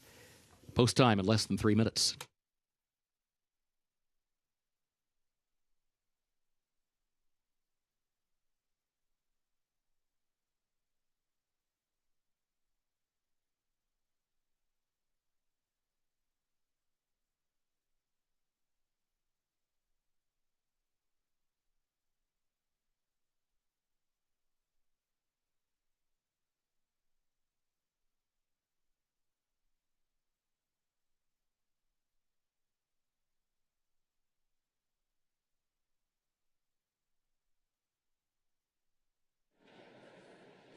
Warm-ups underway for the Grade 1 Maker's Mark Mile for this very talented group of runners we'll see on the turf course in a few minutes. There's a look at Trickery, a 4-year-old son of Oscar Performance who had a really productive 3-year-old season, making over $1.2 million, won the Belmont Derby, the Secretariat at Colonial, shipped west to tackle older horses in September at Santa Anita, and he was 4th, beaten just a length and a half to Johannes. Then they brought him back one more time in the Bryan Station Stakes here at Keeneland in the fall, and Graham Motion saying that he felt that maybe they just asked one too many races from him in coming back this way to try that race. But as we heard him discuss with Tom Leach this morning on Today at Keeneland, that he's been pointing towards this race since the fall for Trickery. So a 4-year-old colt who certainly deserves this opportunity at this point in time to tackle these older runners, as there are no other options clearly coming from your 3-year-old to 4-year-old campaign. But we'll see how Trickery fares for the Ammerman Racing Stables. Johnny Velasquez, he's won half of his starts. He's 7-1 on the board right now and a Grade 1 winner last year at the age of 3. Northern Invader, the number 8 horse, 8-1 on the board. He's got some speed. There's a lot of speed in this race. It's going to be a scramble going into the first turn to see who can establish the front end. And Cherie DeVoe had a good year last year throughout the Grade 1 races that we saw with her with More Than Looks, as we talked about him and his successes last year, running a couple of second-place finishes to Carl Spackler and then turning the tables on him in the big stage in the Breeders' Cup Mile. But Northern Invader, a horse that potentially is on the rise and could have a big campaign here this year, recently second behind Running Bee at Tampa Bay Downs in the Tampa Bay Stakes. He's got form here at Keeneland on this kind of ground. He won a year ago on good listed ground here in a second-level allowance race, and then has risen up to Grade 3 attempts. Now his first Grade 1 try comes here this afternoon with Jose Ortiz in the saddle. He certainly deserves some attention at odds of 8-1. But Carl Spackler, 3-5, looking to pull off another Grade 1 success at Keeneland after winning last Falls Grade 1 Turf Mile. It is post time for the Maker's Mark Mile.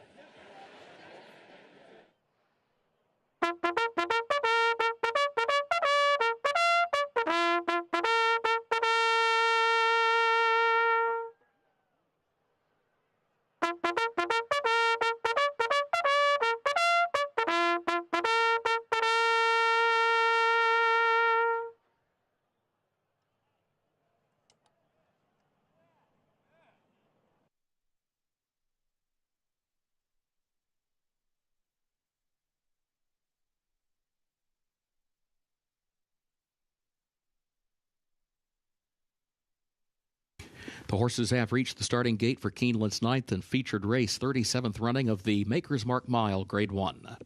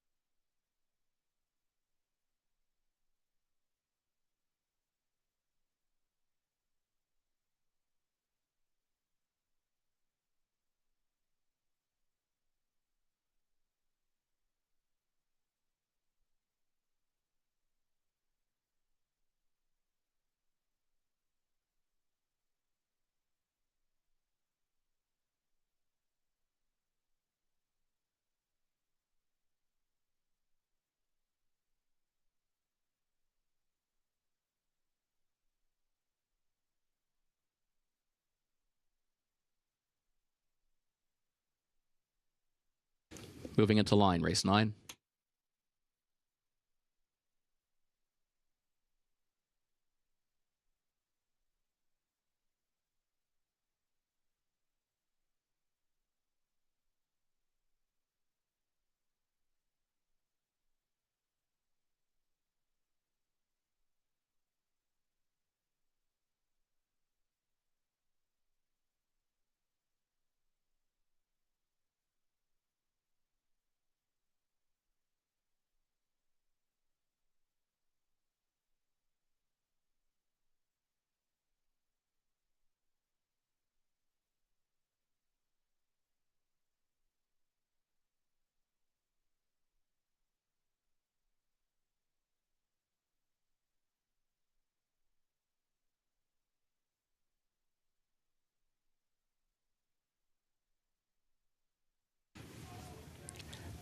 Grand Aspen comes forward along with Carl Spackler.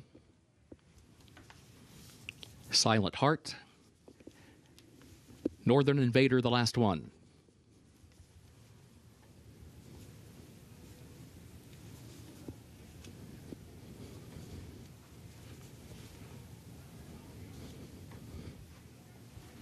Goes in. They're at the post.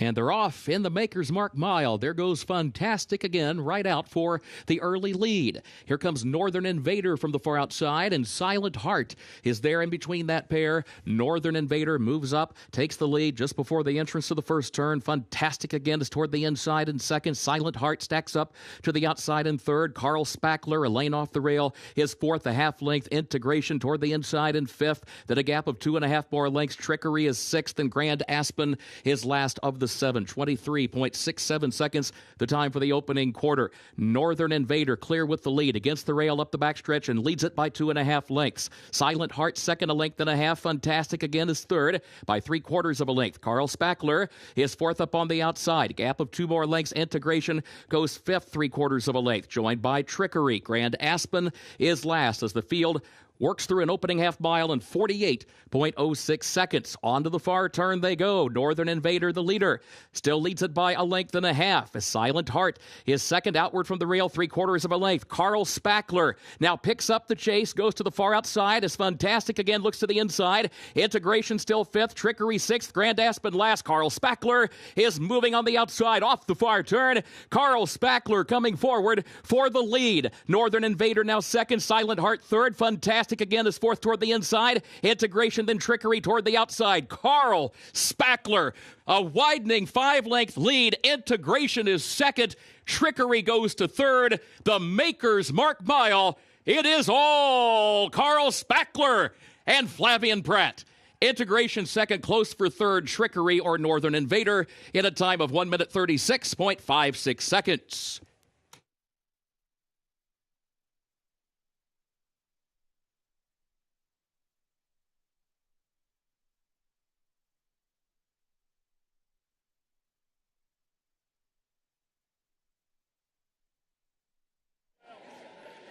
Back and perhaps better than ever at the age of 5, Carl Spackler, after picking off 2 Grade 1s last year between Saratoga and right here at Keeneland, puts on a brilliant display in the Grade 1 Maker's Mark Mile. Tracked off the pace, and when Flavian Pratt asked him to go, his turn of foot and his late speed was too much for the rest of this group. An open length win in the Grade 1 Maker's Mark Mile for E5 Racing and their Carl Spackler.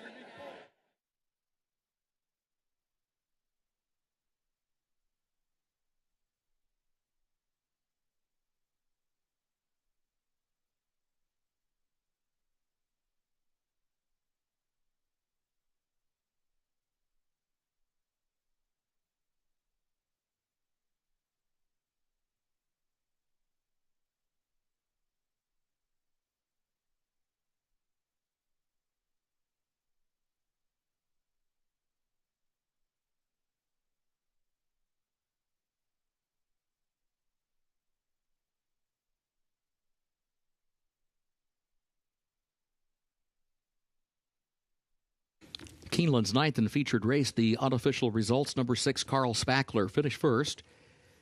Number 1, Integration, second. Number 3, Trickery, third. Number 8, Northern Invader, fourth. 6-1-3-8, unofficial.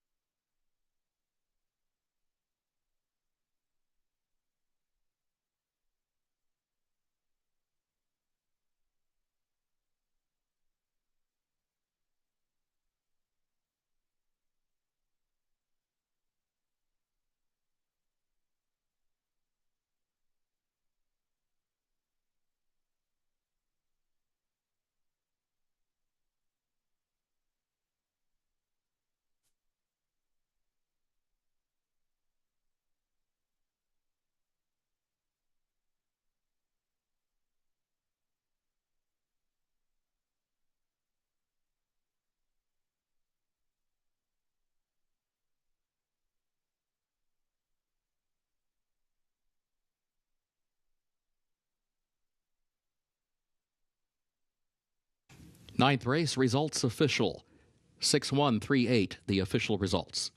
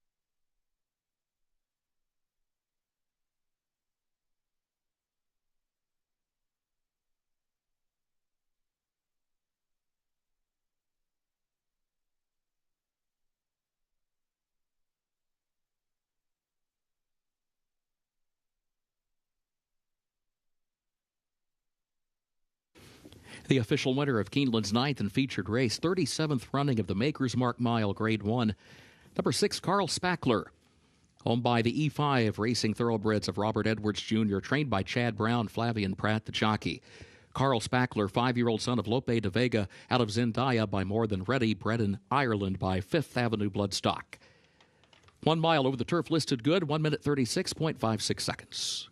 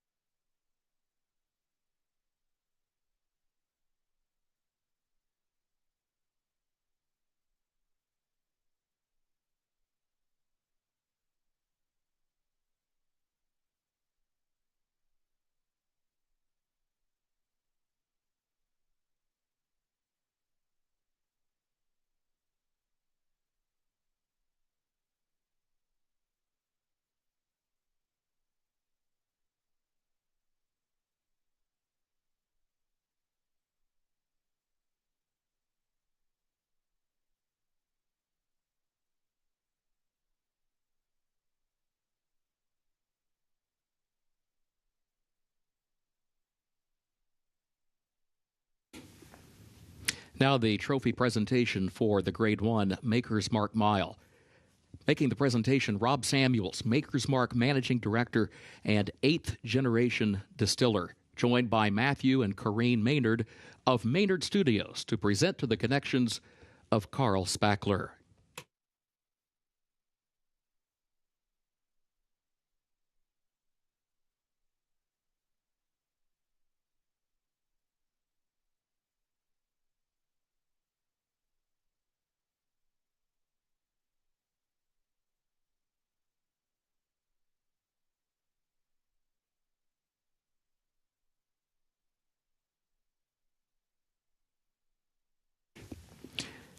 Ladies and gentlemen, please join us in congratulating owner Robert Edwards Jr. of E5 Racing Thoroughbreds, whose win with Carl Spackler in the Maker's Mark Mile marks E5 Racing's 8th graded stakes victory at Keeneland.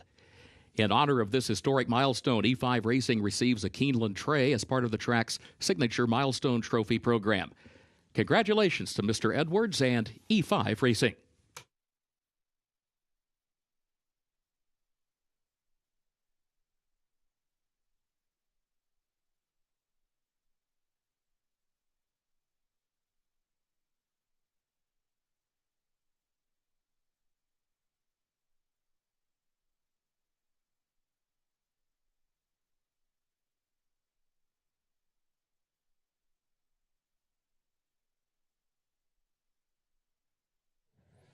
Carl Spackler, now a 2-time Grade 1 winner here at Keeneland, following his success in the Grade 1 Maker's Mark Mile for E5 Racing. Bob Edwards, winning owner, and Flavian Pratt. How quickly did he pick things up when you asked him to go at the top of the stretch? Yeah, a lot quicker than I was expecting, to be honest. I was traveling well. I thought the leader kind of had an easy lead, and just tip him out just to make sure I get myself going. And as soon as I tip him out, he really jumped on the bridle. And honestly, turning for him, I thought maybe I moved too soon, but he was just that good. Congratulations. Thank you.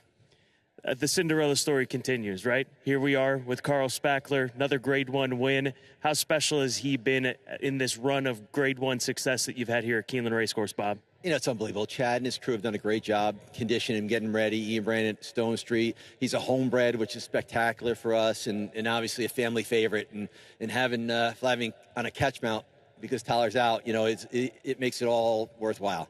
8 graded stakes wins for you, E5 Racing. It's come with Rushing Fall, Good Magic, and now 2 with Carl Spackler. That's a pretty good run you're on right now here at Keeneland Racecourse in a very short amount of time. It's really cool to be in that list. Indeed, 100%. Enjoy it. Congratulations. Thanks, dude. Good seeing you. Carl Spackler, winner of the Grade 1 Maker's Mark Mile.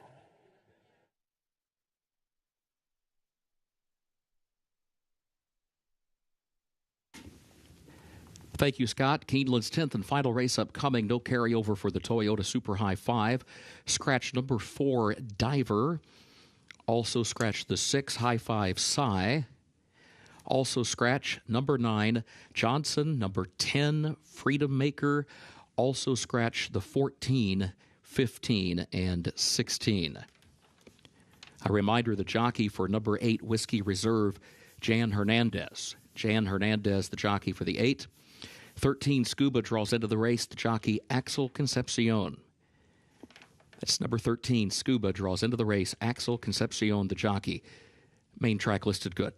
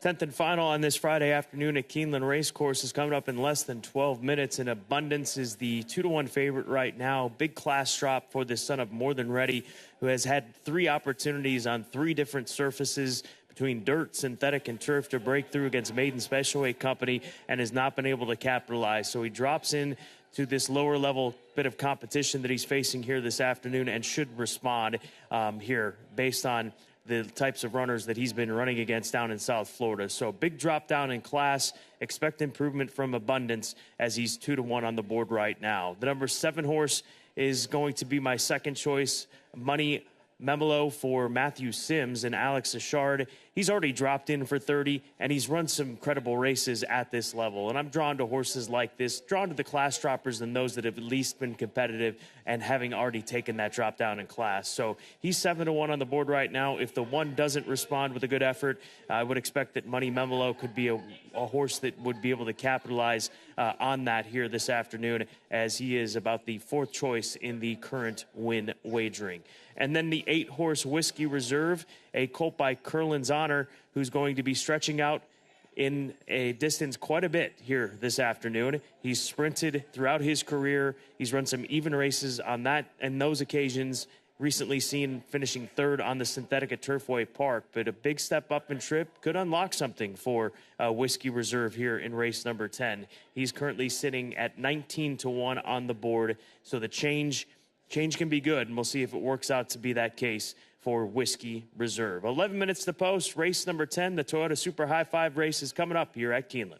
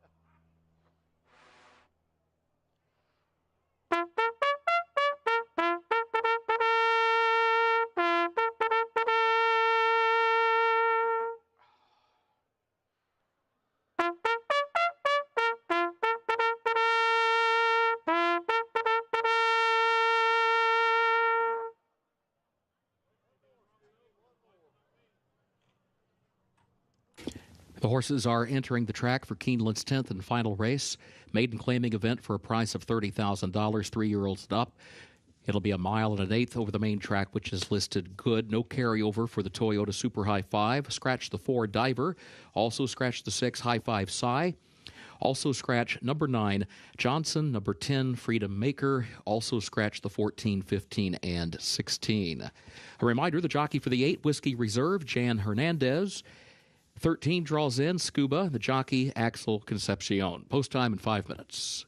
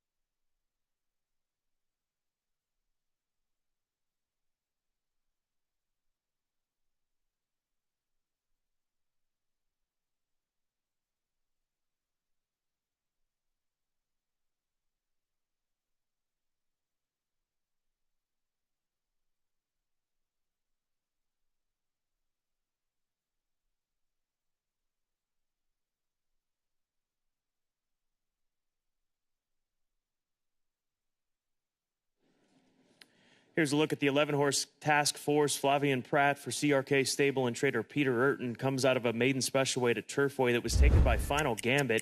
Now he's beaten a long way on that afternoon or evening of racing at Turfway Park. But Final Gambit came out of that start to go on and win the Jeff Ruby Stakes and earn a spot in the Kentucky Derby. But Task Force has caught the eye of the clockers here at Keeneland. He's had 2 local drills, both in 47 and change, March 22nd, March 29th. So working well, 7-2 on the board for Task Force. And then the 1 horse, still the favorite, Abundance, on the big drop down in class. He's 9-5 on the board right now. He has been entered in the upcoming Keeneland April sale, which will take place after closing day on Friday, April 25th. He is hip number 32, so a big update could be coming after this performance here today in race number 10 at Keeneland. Good luck. 4 minutes to post.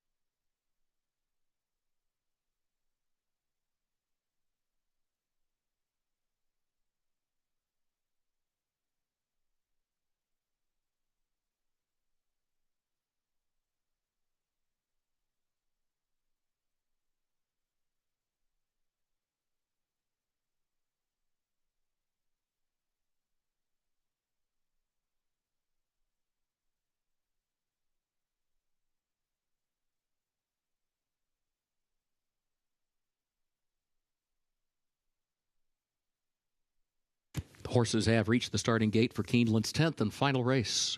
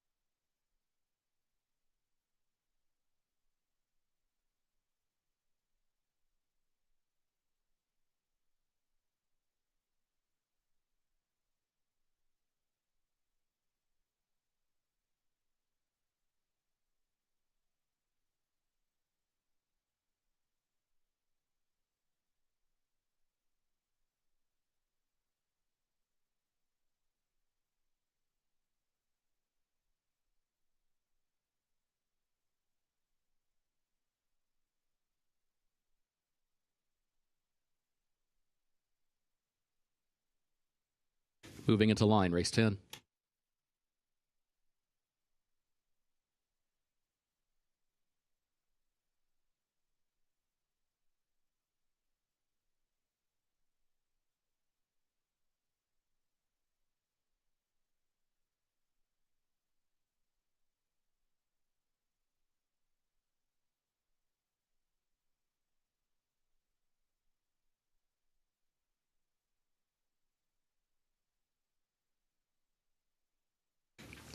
Farm team moves into line. Whiskey Reserve comes forward.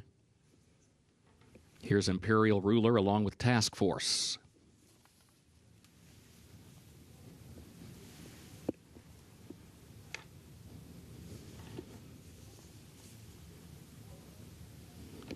Tavern Time. Scuba, the last one, comes forward. Goes in, they're at the post. And they're off. There goes Imperial Ruler. Imperial Ruler for the lead. Helm Place comes away second. Abundance right there to the inside in third. And now Abundance moves up the rail and presses the issue, grabs that second spot into the first turn. But Imperial Ruler is clear with the lead. Imperial Ruler gets over to the rail, leads it by 2 lengths. As Abundance shifts the lane off the rail into the second spot there. Followed by Helm Place against the rail, third, 3/4 of a length. Farm Team fourth up on the outside. Then Tavern Time is in fifth.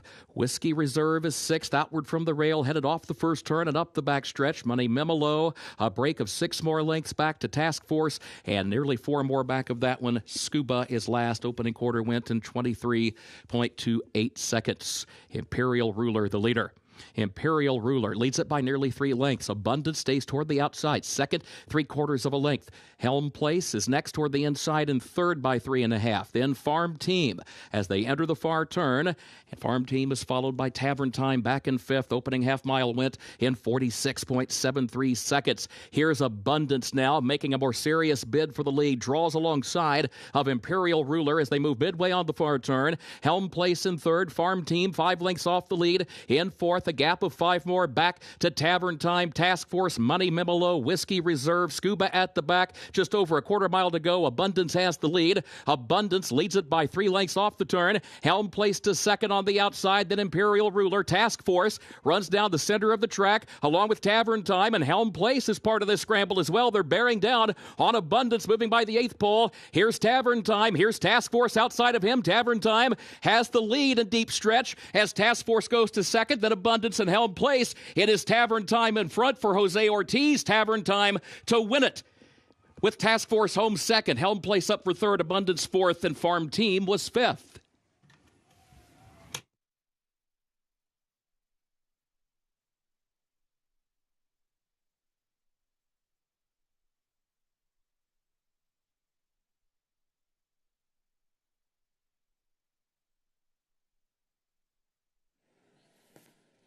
Well, moving in tandem around the turn was Task Force and Tavern Time as they hook up with about an eighth of a mile left to go in this race.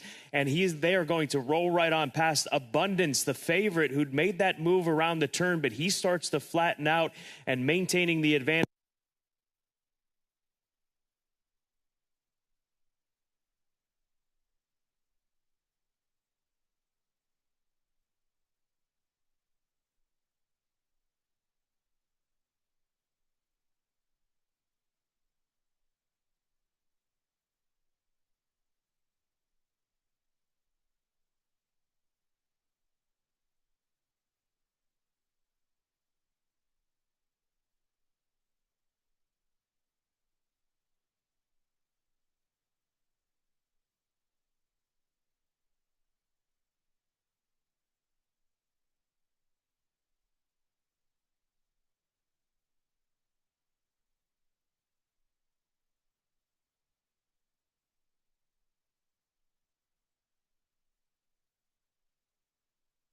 Unofficial results of Keeneland's 10th race. Number 12, Tavern Time, was first. Number 11, Task Force, was second. Number 2, Helm Place, third. Number 1, Abundance, fourth.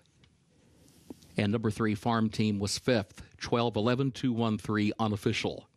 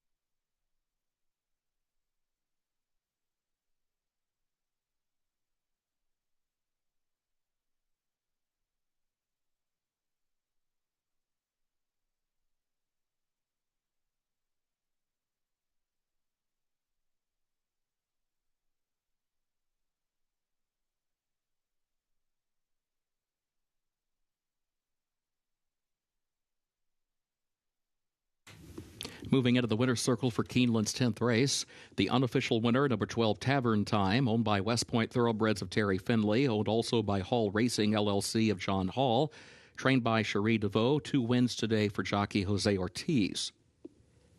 Tavern Time, a 3-year-old gelded son of alternation out of Room for Aptitude by Aptitude, the winner bred in Kentucky by Maccabee Farms LLC. 1 minute 53.24 seconds for the 9 furlongs over the main track listed good.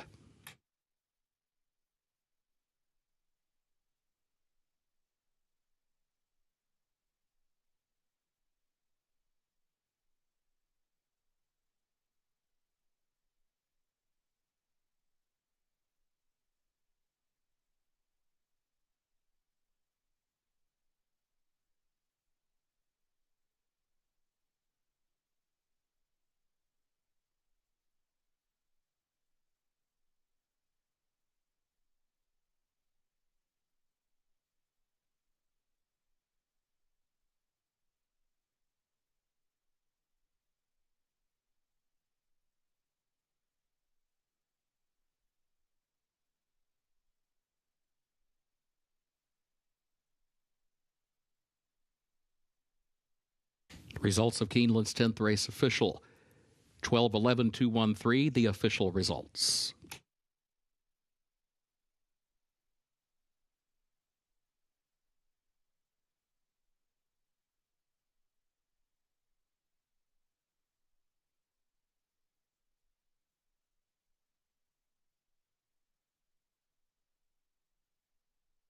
Pick 6 today pays on 6 of 6 with a consolation 5 of 6. The late pick 5 on 5 of 5 with a consolation 4 of 5.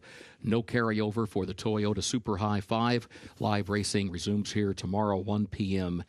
Eastern. Sports bar and mezzanine bar remain open for simulcasting for another 10 minutes. You may advance wager any races occurring after that time. For now, on behalf of Keeneland, thank you and good evening.